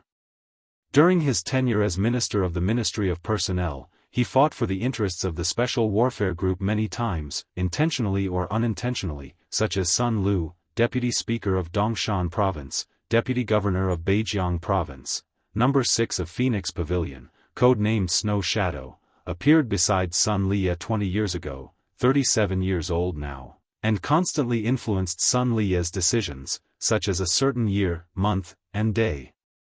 Now living in building number 7 of Dragon Lake Park in Yuzhou. Number 17 of Phoenix Pavilion, codenamed White Fox, appeared beside Sun Liye 12 years ago, 26 years old now, and cooperated well with Snow Shadow. Now living in building number 7 of Dragon Lake Park in Yuzhou.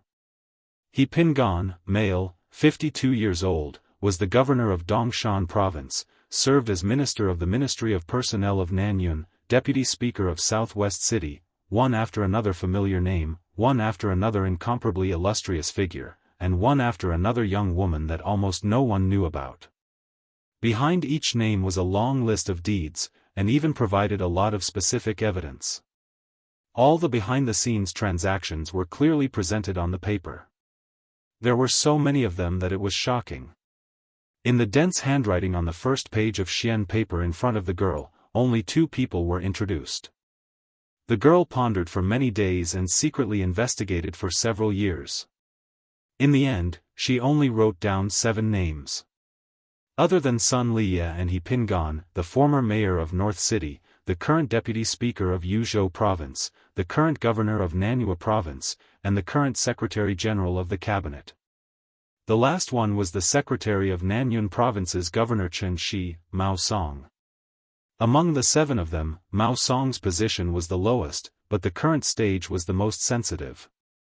If all the 7 materials were published, it would be like a nuclear bomb to the entire Zhongzhou state. Its power was enough to destroy the world and even blow up the entire Kunlun city. Naturally, the Phoenix Pavilion, which had been secretly developing for many years, had more power than this. But there was no need to announce the other powers. The weight of these few people was enough. The existence of the Phoenix Pavilion was not a secret to the 7 people on the list. To the others who were similarly immersed in the gentleness woven by the elites of the Phoenix Pavilion, this was no secret.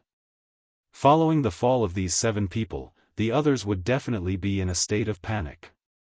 This was the most powerful threat, and also a long knife across their necks. After the 7 people were taken down in an instant, Emperor Dong's palace could continue to use this long knife to make use of those who had not been exposed. Dongshan, Nanyue, North City, the cabinet, the 7 names involved the Prince Group, the North Group, the Academics, and the Southeast Group, which was enough to show how terrifying the tentacles of the Phoenix Pavilion extended.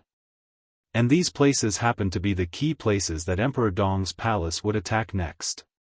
The girl was not worried at all that no one would believe these things.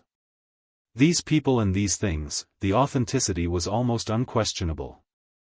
There was a lot of evidence, and a little investigation could find a lot of problems. When this material was published, it would be sent to the council members as soon as possible. Then, the entire Zhongzhou state should be able to hear to that kind of earth-shattering explosion sound.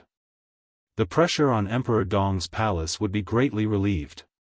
Even if there were still people who would not let go of Emperor Dong's palace, Li Tianlan's graduation would no longer be their main target.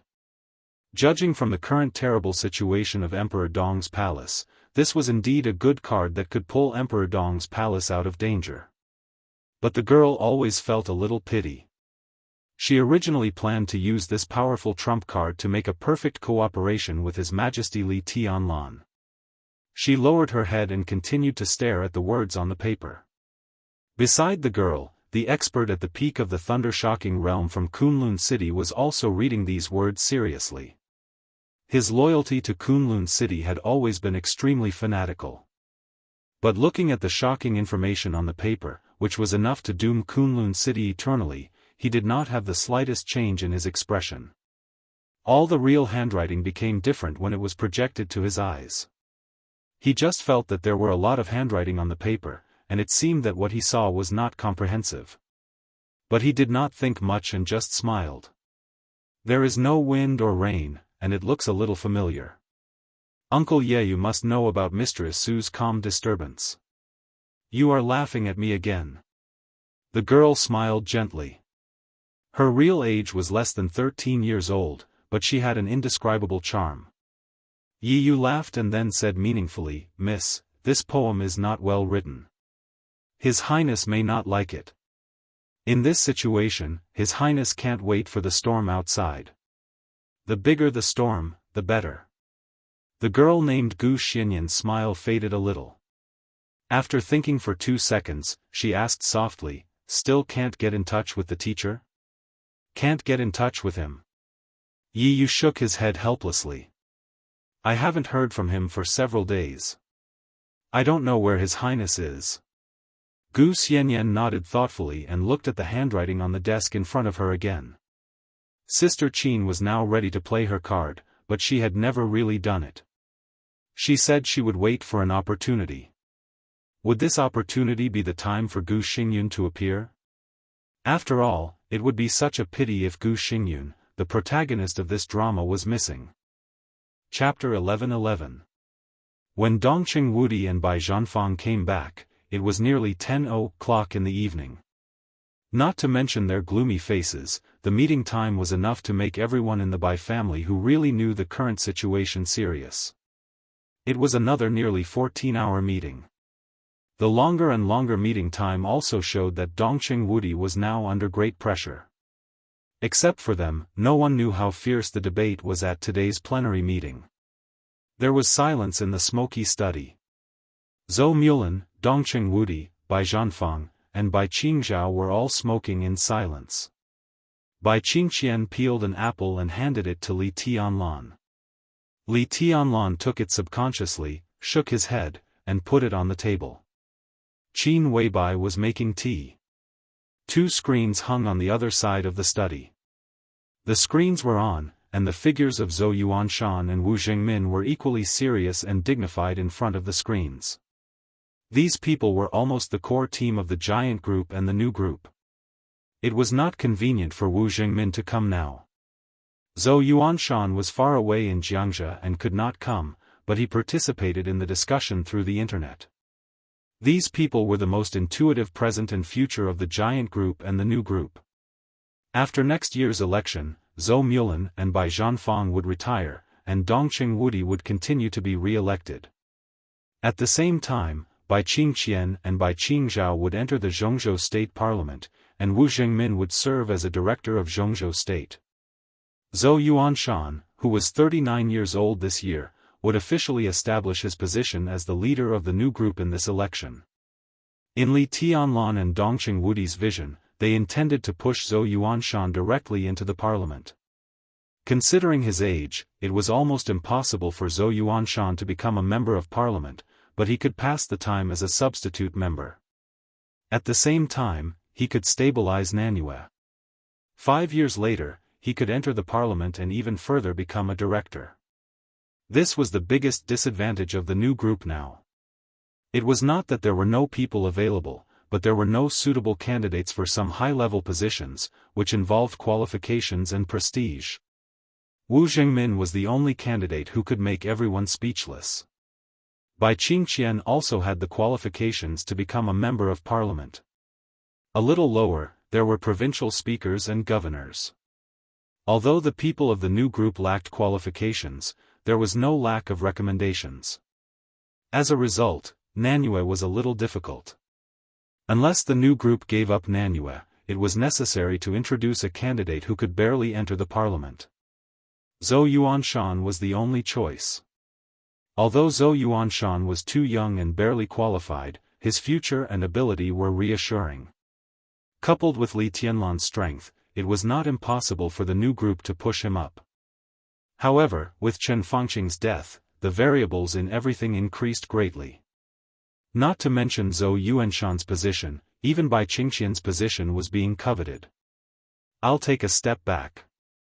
In the long, deathly silence, Wu Jingmin suddenly smiled and said in a calm voice. For a moment, no one spoke. Qin Weibai paused in making tea. After a few seconds, she looked up and asked, "Is the situation so serious?" "I'm afraid it's more serious than you think." Dongqing Wudi took a deep drag on his cigarette and sighed softly. "What did you discuss in today's meeting?" Li Tianlan asked suddenly. Dongqing Wudi flicked the banquet and couldn't help sneering. Obviously, he was extremely dissatisfied with the content of today's meeting. Human affairs. For 14 hours, they talked about human affairs and united against us. Some people talked about several key positions, even Zhengmin's position. Do they really think we're at the end of the road? We're not at the end of the road. Wu Zhengmin smiled and said, but it's good to compromise appropriately. I'll step down and Speaker Bai will take over. This is the best solution at present. He looked at Dongqing Wudi and then at Bai Qingqian. His eyes were very deep.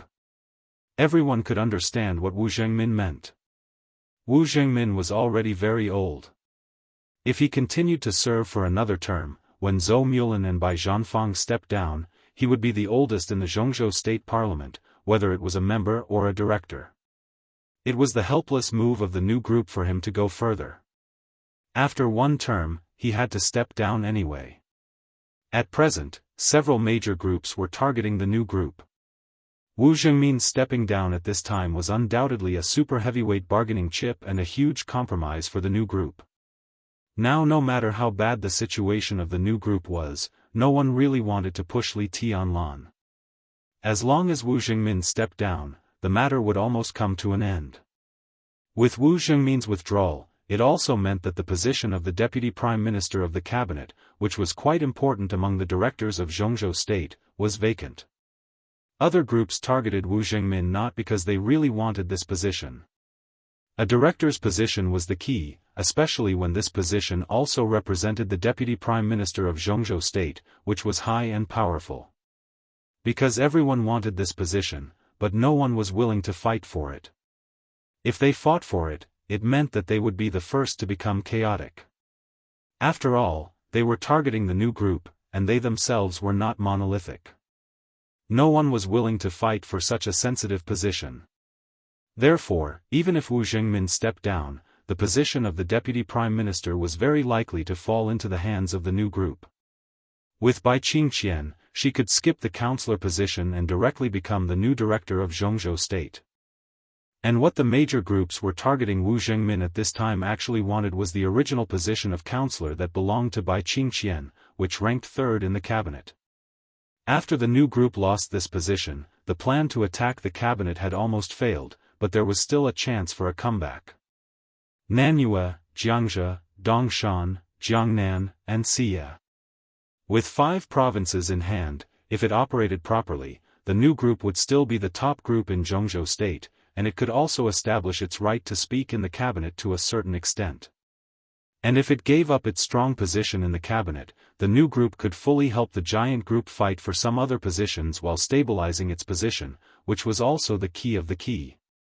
The two groups had always had high expectations for this election, and it could be said that they were determined to win several key positions.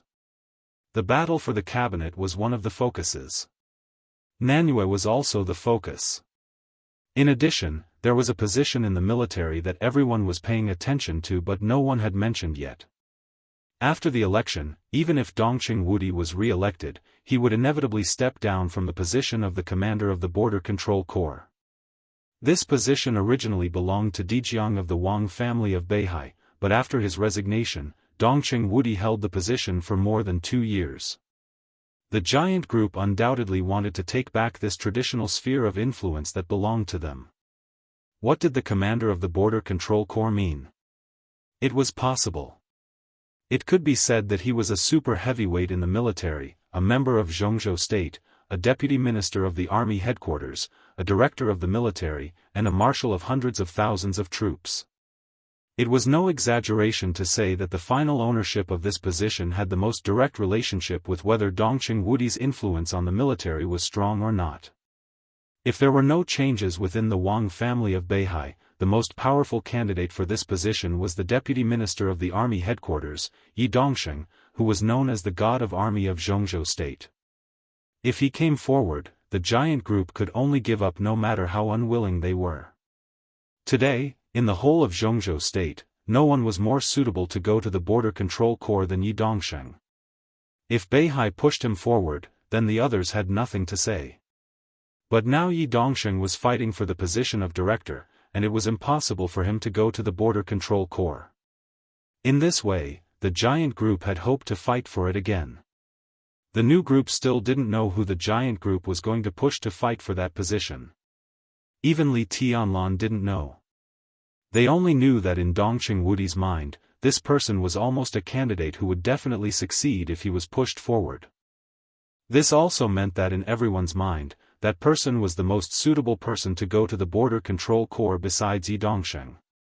Li Tianlan had seen the list of generals of the giant group and never felt that anyone had such strong competitiveness. And this position was also closely related to the advance and retreat of the new group. Wu Jingmin couldn't work for too long. Obviously, he thought that it was a good result to use his retirement as a bargaining chip to calm the storm, and at the same time to fight for more favorable conditions for himself and to let the new group plan the layout again. And such an outcome meant that the suppression of the new group by the major groups had been effective, and the plan of the new group had been severely thwarted. At the same time, he also gained something. The new group could also fight for other interests if it stabilized itself. In Wu Jingmin's view, the situation caused by him taking a step back was a draw in the future. No matter how unwilling he was, such a situation was relatively the best. It's not that simple. Zhou Mulan, who was a man of few words, suddenly said. What does the council think of me? Li Tianlan suddenly asked.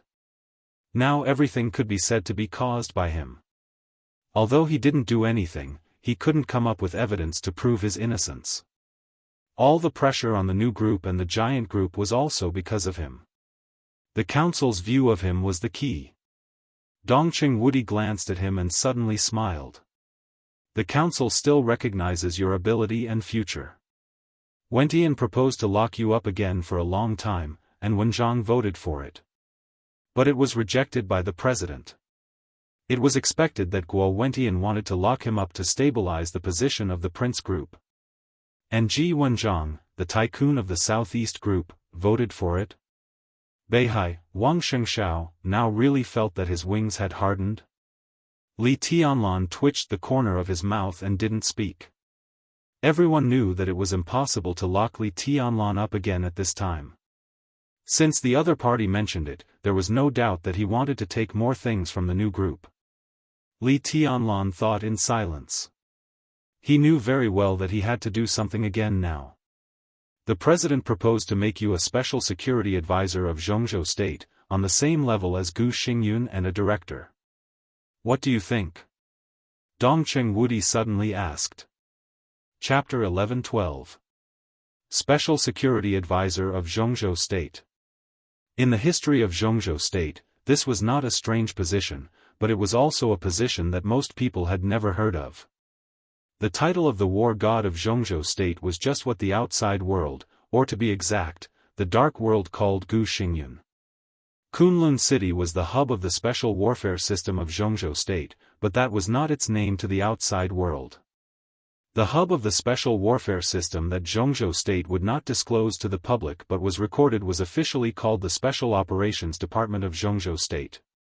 As for Gu Xingyun, he was the 12th minister of the Special Operations Department of Zhongzhou State and also served as the Special Security Advisor of Zhongzhou State.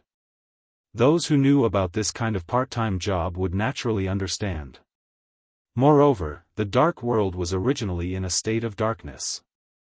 As long as it was not exposed, it naturally did not matter what the outside world called it. However, Li Huaqing's suggestion was to separate Gu Xingyun's two duties. That was to say, in the special warfare system of Zhongzhou State in the future, Gu Xingyun would be the Minister of Special Operations Department, and Li Tianlan would serve as the Security Advisor of Special Operations Department. There was no such thing as who was the boss and who was the second. There was a complete balance of power. Li Tianlan also had an official identity, as well as the treatment and corresponding power equal to that of a council giant in Zhongzhou State. To some extent, such a proposal could be regarded as Li Huaqing's appeasement to the new group. When they were suppressing the new group, they naturally did not think of really driving Li Tianlan into a corner and making Wu Jingmin step down. They took away the position of counselor by Qing Qian and some other important positions and let Li Tianlan enter the decision-making level of the council.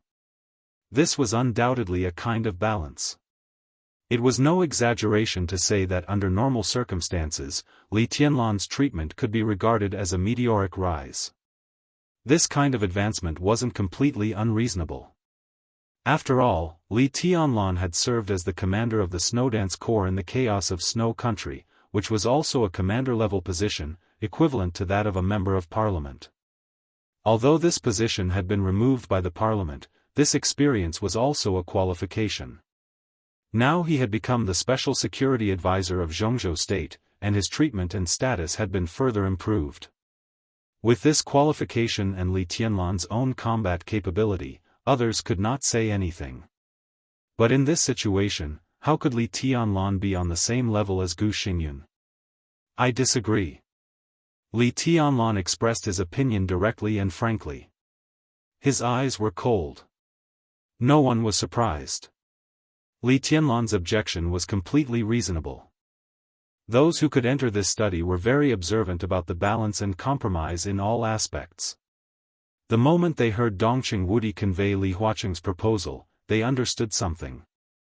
Making Li Tianlan the special security advisor of Zhongzhou State was tantamount to giving him the power of a council member of Zhongzhou State. It was indeed a huge promotion, which could be said to be a good thing. But Li Huaqing's focus was not on this at all. The point of his proposal was to put Li Tianlan on the same level as Gu Xingyun. The level of the special warfare system of Zhongzhou State was a very serious matter. Of course, many aspects would be considered. Li Tianlan's combat capability was stronger than Gu Xingyun's, but it did not mean that he had to lead Gu Xingyun. Li Huaqing proposed that they should be at the same level. Li Tianlan did not agree with Gu Xingyun's combat capability. It was the situation of Gu Xingyun, or the Special Warfare Group. The investigation of the treason case of the Special Warfare Group did not stop even in the case of Chen Fangqing's sudden death. Dongqing Wudi served as the patriarch of the task force, while Yi Dongsheng and Qingye, the current minister of the Ministry of Security of Zhongzhou State, were the deputy team leaders. This was a task force jointly established by the Giant Group, the Southeast Group, and the New Group. Perhaps the Southeast Group would do its best to suppress the New Group, but it did not mean that they would not cooperate in other ways. Especially in the face of the Special Warfare Group, the Southeast Group would not be soft-hearted at all. This was a huge handle that could shake the foundation of the entire Special Warfare Group.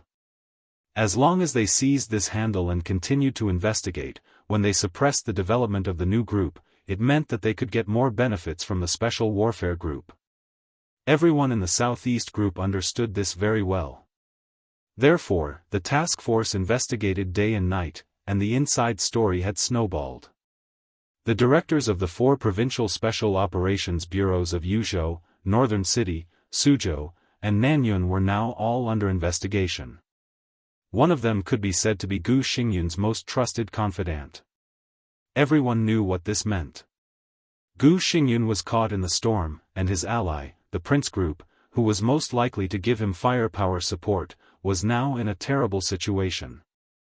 In the face of more and more evidence, the Special Warfare Group was doomed to fall apart. Even if Gu Xingyun could barely escape with his own combat capability, the Special Warfare Group could not continue to exist. That was what everyone thought. Until Li Huaqing proposed that Li Tianlan and Gu Xingyun should be at the same level.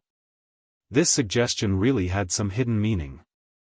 There was no doubt that letting Li Tianlan become the special security advisor of Zhongzhou State was indeed a comfort to the new group, but the more important meaning behind this proposal was to protect Gu Xingyun.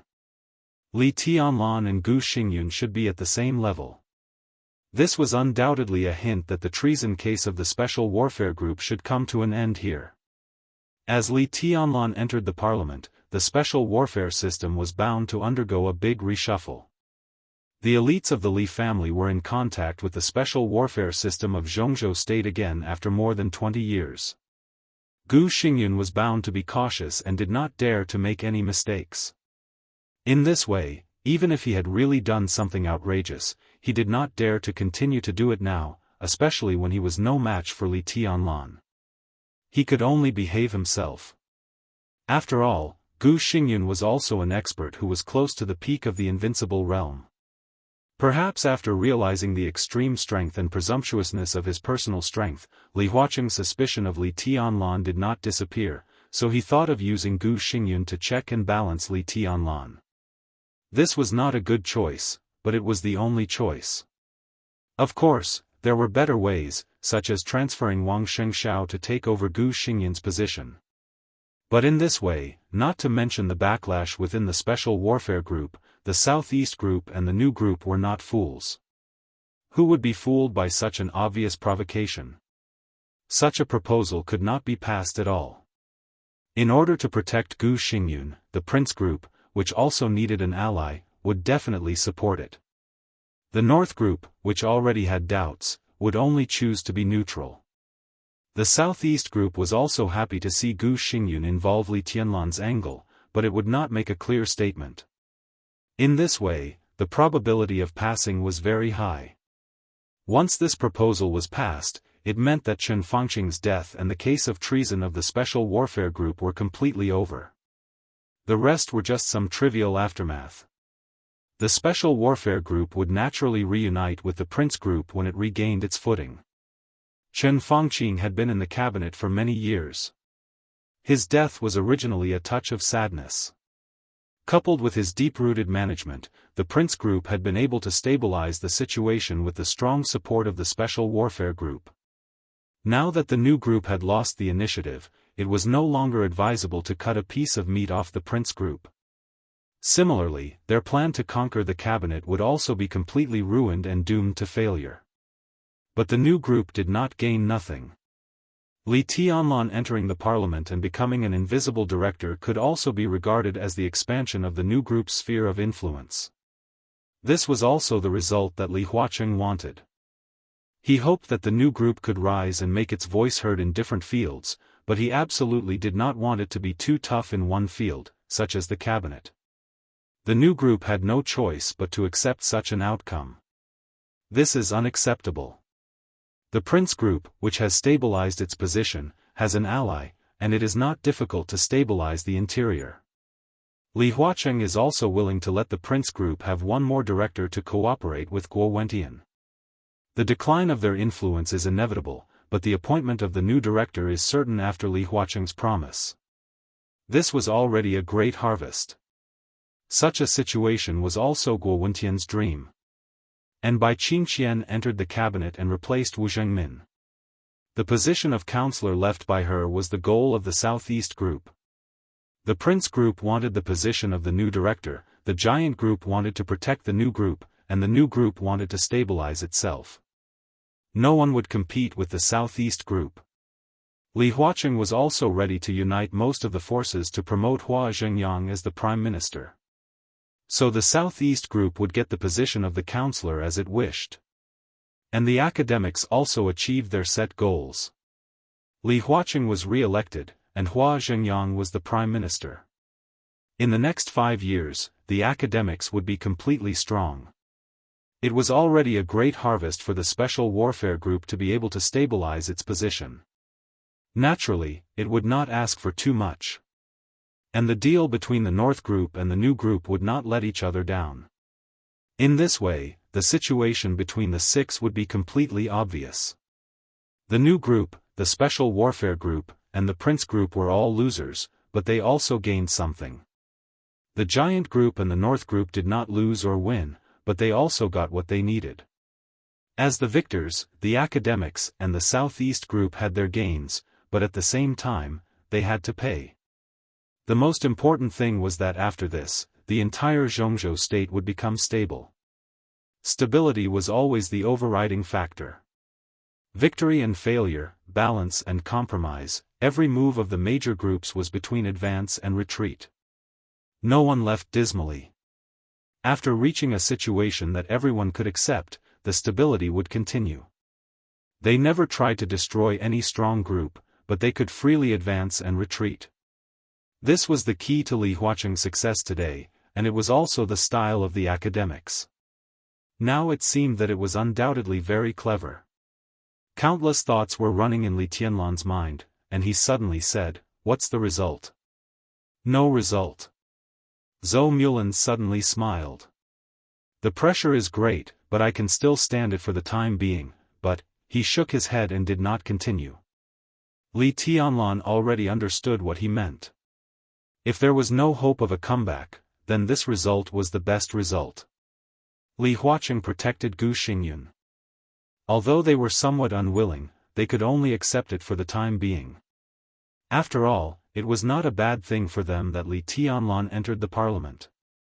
Moreover, the difference in combat strength between Li Tianlan and Gu Xingyun was extremely obvious. But in the environment of the special warfare system, Li Tianlan's strength would not be shaken at all because of his shallow foundation. The initiative was already on Li Tianlan's side. Li Tianlan was also very clear why there was no result at this plenary meeting. The only explanation was that although Dongqing Wudi and the others resisted the pressure to express their opposition, such opposition would obviously not be too firm. This also meant that they had the possibility of agreeing, but the details still needed to be discussed. Otherwise, today was a plenary meeting, and Li Huaqing could use a vote to force his proposal. It did not come to this step, naturally, because of Dongqing Wudi's attitude, so there was a possibility of compromise. Li Tianlan lowered his head slightly and narrowed his eyes. Perhaps now in the heart of the leader of the giant group, he was already thinking about how to make himself more powerful in the special warfare system. Chapter 11-13. Let's wait a little longer.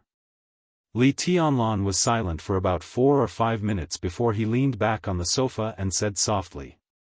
Dongqing Wudi nodded and said, Li Huaqing didn't force his proposal through at the plenary meeting today because Dongqing Wudi and others didn't refuse firmly.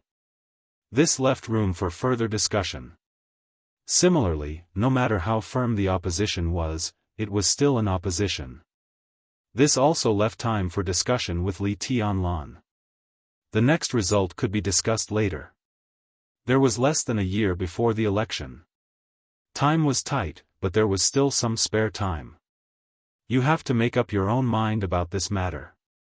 Think it over. Dongqing Wudi lit another cigarette and said with a smile, the president has time to wait. He didn't continue. Li Tianlan nodded silently. The current situation was undoubtedly extremely unfavorable for the new group.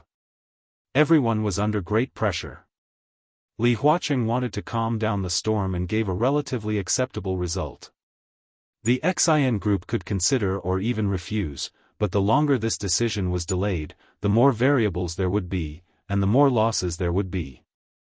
After all, while the XIN group was considering, the other groups would not just sit still and do nothing. When it was time to suppress the XIN group, they would definitely go all out. This time was almost regarded as the last time the XIN group could suck the XIN group's blood before they compromised. Li Tianlan picked up the teacup, took a sip of tea, and looked at Wu Zhengmin on the screen. As if noticing his gaze, Wu Zhengmin nodded with a smile. This old man who had truly sacrificed everything for the Li family had long felt exhausted. Now that he had retired, he had nothing to be unwilling about. Even he himself thought that this was the best result. Li Tianlan slowly leaned back on the sofa and stopped talking, as if he was meditating. Dongqing Wudi began to talk about several sensitive positions in the military. Li Tianlan didn't speak, just quietly listening to their conversation. The moment he closed his eyes, his perspective had begun to shift in another direction. The Chen family was filled with a mournful atmosphere. Chen Fangqing and Chen Shi died on the same day, so their funerals were naturally on the same day.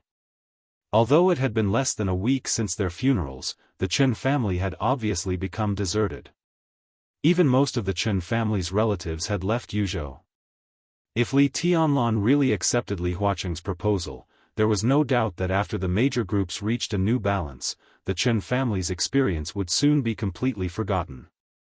As Chen Shi's secretary, Mao Song still hadn't left the Chen family's compound. Chen Fangqing's death had earned the whole Chen family a lot of sympathy. While the hard-pressed prince group suppressed the new group, it also hoped to unite the Chen family for more support. Chen Fangqing did make a series of inappropriate decisions before his death, but his contribution to Zhongzhou state couldn't be erased. Not only in the prince group, but even the senior officials of other groups respected Chen Fangqing very much. At this time, uniting the Chen family would undoubtedly put more pressure on the new group. People close to the Chen family would be further promoted.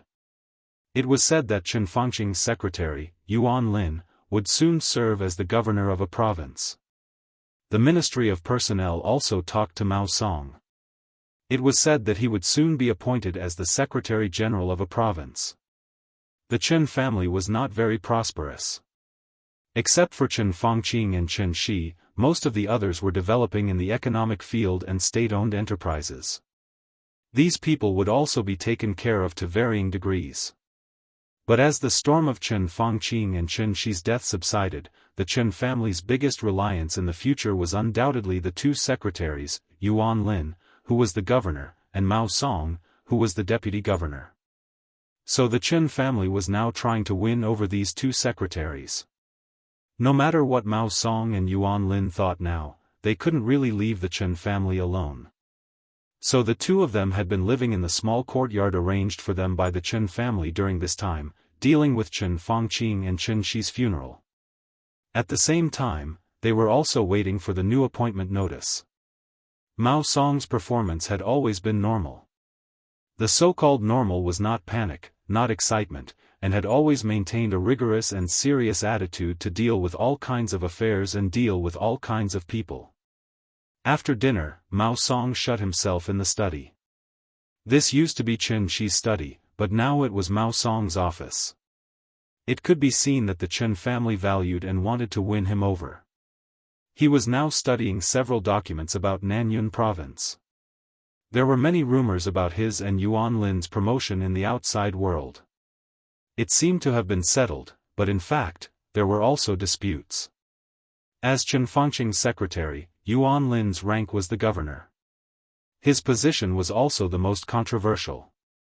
Many of the higher-ups were inclined to let Yuan Lin be the governor of a province in the northwest. Under normal circumstances, Yuan Lin could be said to have such an outcome. Everyone knew the current situation of the prince group. If Chen Fangqing stepped down under the pressure, there was basically no hope for the governor of Yuan Lin. Most likely, he would be given an idle position to retire, which was a relatively good outcome. But now, Chen Fangqing's abnormal death became a ladder for Yuan Lin's promotion. Coming out of Chen Fangqing's influence, he was still a capable person of the prince group. Naturally, the prince group wanted to take this opportunity to push him to a more prominent position. Therefore, the prince group was now inclined to transfer Yuan Lin to be the speaker of the province in the northwest. The speaker of a province and the governor seemed to have the same rank, but in the eyes of the higher-ups, they had completely different weights. Yuan Lin himself was the governor, and his seniority was enough. Even if Yuan Lin could not be the speaker of a province, the position of the governor of a remote province was not something the prince group could be satisfied with. Therefore, if it was determined that he could not win the position of the speaker of a province, Yuan Lin would naturally be appointed to a more important position at the level of the governor. In Zhongzhou State, it was not easy to find a position more valuable than that of the governor but not the speaker. Several heavyweight departments in Zhongzhou State had always been contested by militarists, so it was hard for the prince group to arrange for them. As for departments like the Ministry of Personnel, they were all members of parliament. Yuan Lin was not qualified. Therefore, the prince group was now focusing on fighting for two positions. The first was the mayor of Yuzhou. The second was the mayor of Huading. The current speaker of Huading was one of the leaders of the prince group, so it was unlikely that Yuan Lin would go there. In Yuzhou, with Bai Zhanfang's retirement next year, there was bound to be a reshuffle in the Yuzhou parliament.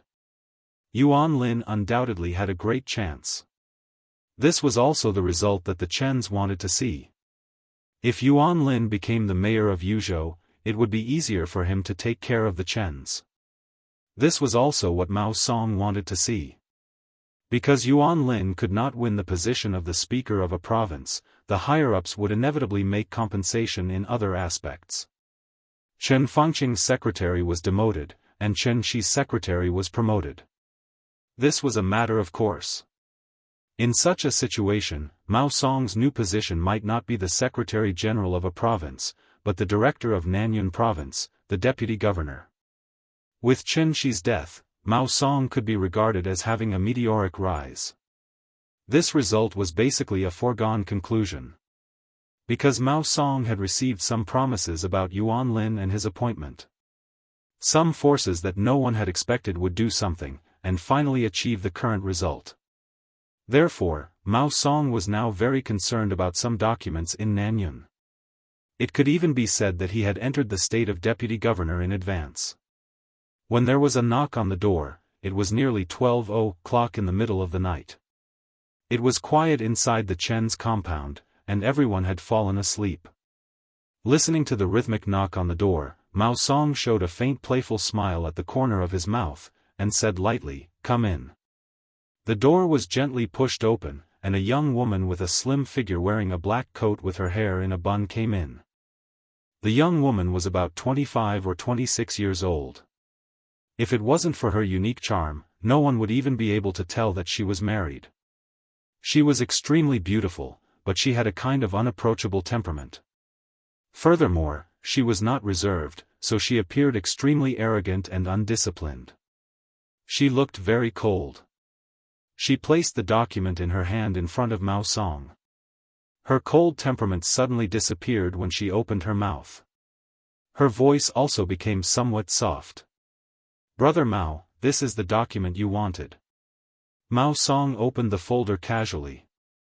The folder was empty. Mao Song smiled softly.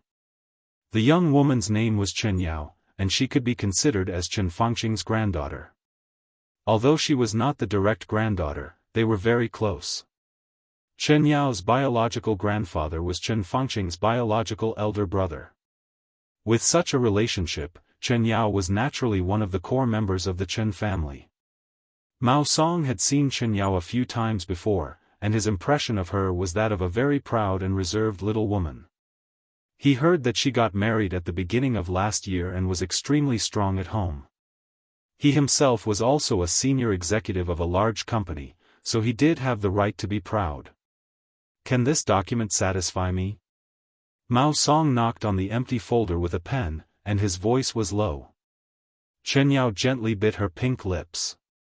Under the light, her red lips glowed with an extremely soft luster, and looked incomparably sexy.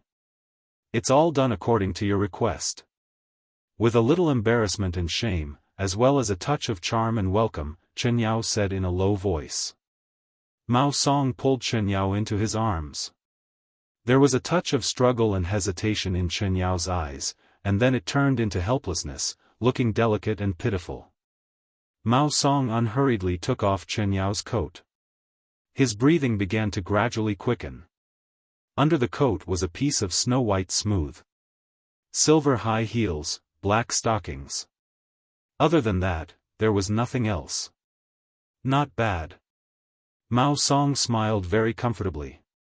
Chen Yao, who was trembling all over, lowered her head, and became more and more embarrassed. "Kneel down, I'll give you a facial mask." Mao Song smiled and pressed Chen Shishue down. Her fair and tender shoulders slowly pressed her into the desk with incomparable toughness. A few seconds later, a pair of small trembling hands moved slightly along his legs. Mao Song continued to look at the document. 2 minutes later, that familiar and exciting feeling of comfort took over his brain. Mao Song leaned on the chair and smiled faintly. The Chen family is really a talent, or is it that the more cold and aloof a woman is, the more coquettish she is? When I saw you before, I really didn't expect that there would be a day like this. Mao Song really didn't expect it. On the second night after Chen Fangqing and Chen Shi's funeral, Chen Yao appeared in Mao Song's room. Although her performance was very embarrassing and shameful, she didn't hide what she did. It was seduction. This was undoubtedly to find a new backer after Chen Fangqing and Chen Shi's death. He didn't know what Chen Shi's inner thoughts were. Maybe she felt guilty or something else, but under that extreme stimulation, he almost didn't hesitate to accept Chen Yao, who was extremely strong at home but was extremely obedient by his side. The gentle movements under the desk paused. Chen Yao seemed to raise her head. Her voice became softer and softer, but still had a sense of reservation. That voice was low, but in Mao Song's ears, it was like thunder. I just saw Aunt Murong enter Secretary Yuan's room, wearing makeup and sexy clothes. At this time, Aunt Murong, Yuan Lin, very sexy. Mao Song's mind was dizzy. Astonishment, anger, jealousy, all kinds of emotions suddenly surged up. He directly pulled Chen Yao up. He gritted his teeth and said, "Which Aunt Murong?" Chen Yao's red lips became softer and softer. She whispered, "There's only one Aunt Murong, Murong Xiu." Mao Song didn't speak for a long time. Of course, he knew that there was only one Aunt Murong. She had always been his sister-in-law in his heart. A beautiful, reserved, mature, dignified, gentle, virtuous, and elegant woman. It wasn't that Mao Song didn't have any other thoughts, but he didn't dare to have any other thoughts. Because that was Chen Shi's wife.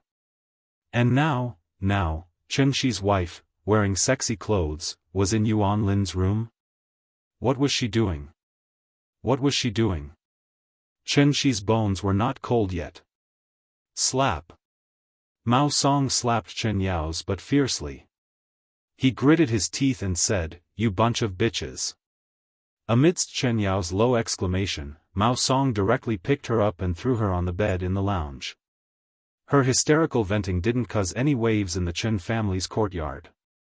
It wasn't until nearly 3:00 in the middle of the night that Chen Yao put on her coat again and sneaked out. Mao Song laid on the bed, thinking about random things in the lounge full of ambiguous smell. He thought about Chen Yao for a while, then thought about Murong Xiu. He thought about her appearance in Yuan Lin's room at this time. He thought about her usual dignified and gentle appearance. He thought about Chen Shi again.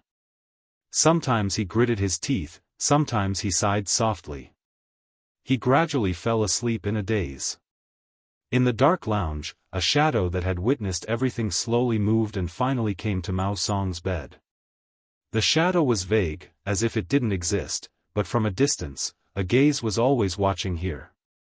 Mao Song turned over in bed uneasily. His brows gradually wrinkled, and his breathing began to become rapid.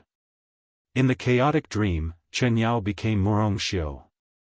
The woman he once dreamed of seemed to have lost all elegance and reserve, leaving only rich and intoxicating gentleness and charm. She obediently knelt in front of his door. Bang! In the dream, the sound of the door breaking sounded. Chen Shi stood outside the door with a twisted expression, staring at him. A Chen Shi covered in blood from head to toe. Chen Shi rushed over directly and firmly choked his neck. No! Mao Song suddenly woke up from the dream with a scream. His body curled into a ball, and he kept muttering to himself, "I didn't kill you, I didn't kill you. Governor, let me go. I didn't kill you." The gaze that had been cast on Mao Song was withdrawn. The vague shadow in the lounge rushed out of the Chen family's courtyard in an instant and turned into a black windbreaker. The windbreaker was completely unfolded. A meteor suddenly crossed the sky over the Chen family's courtyard. The next second, the windbreaker appeared inside the Bai family's manor and automatically hung on the hanger. In the bedroom, Li Tianlan gently hugged Qin Weibai, played with her hair, and smiled slightly. The breakthrough was found. And, it was an unimaginably good breakthrough. You're tuning in to the Dreamy Chapters YouTube channel. We're so grateful for your support, and don't forget to subscribe to join us on this incredible journey through captivating stories. Your generosity through donations truly makes a world of difference, as it's the primary source of revenue that allows me to expand and enhance this channel for you. Thank you from the bottom of my heart for being a part of this adventure.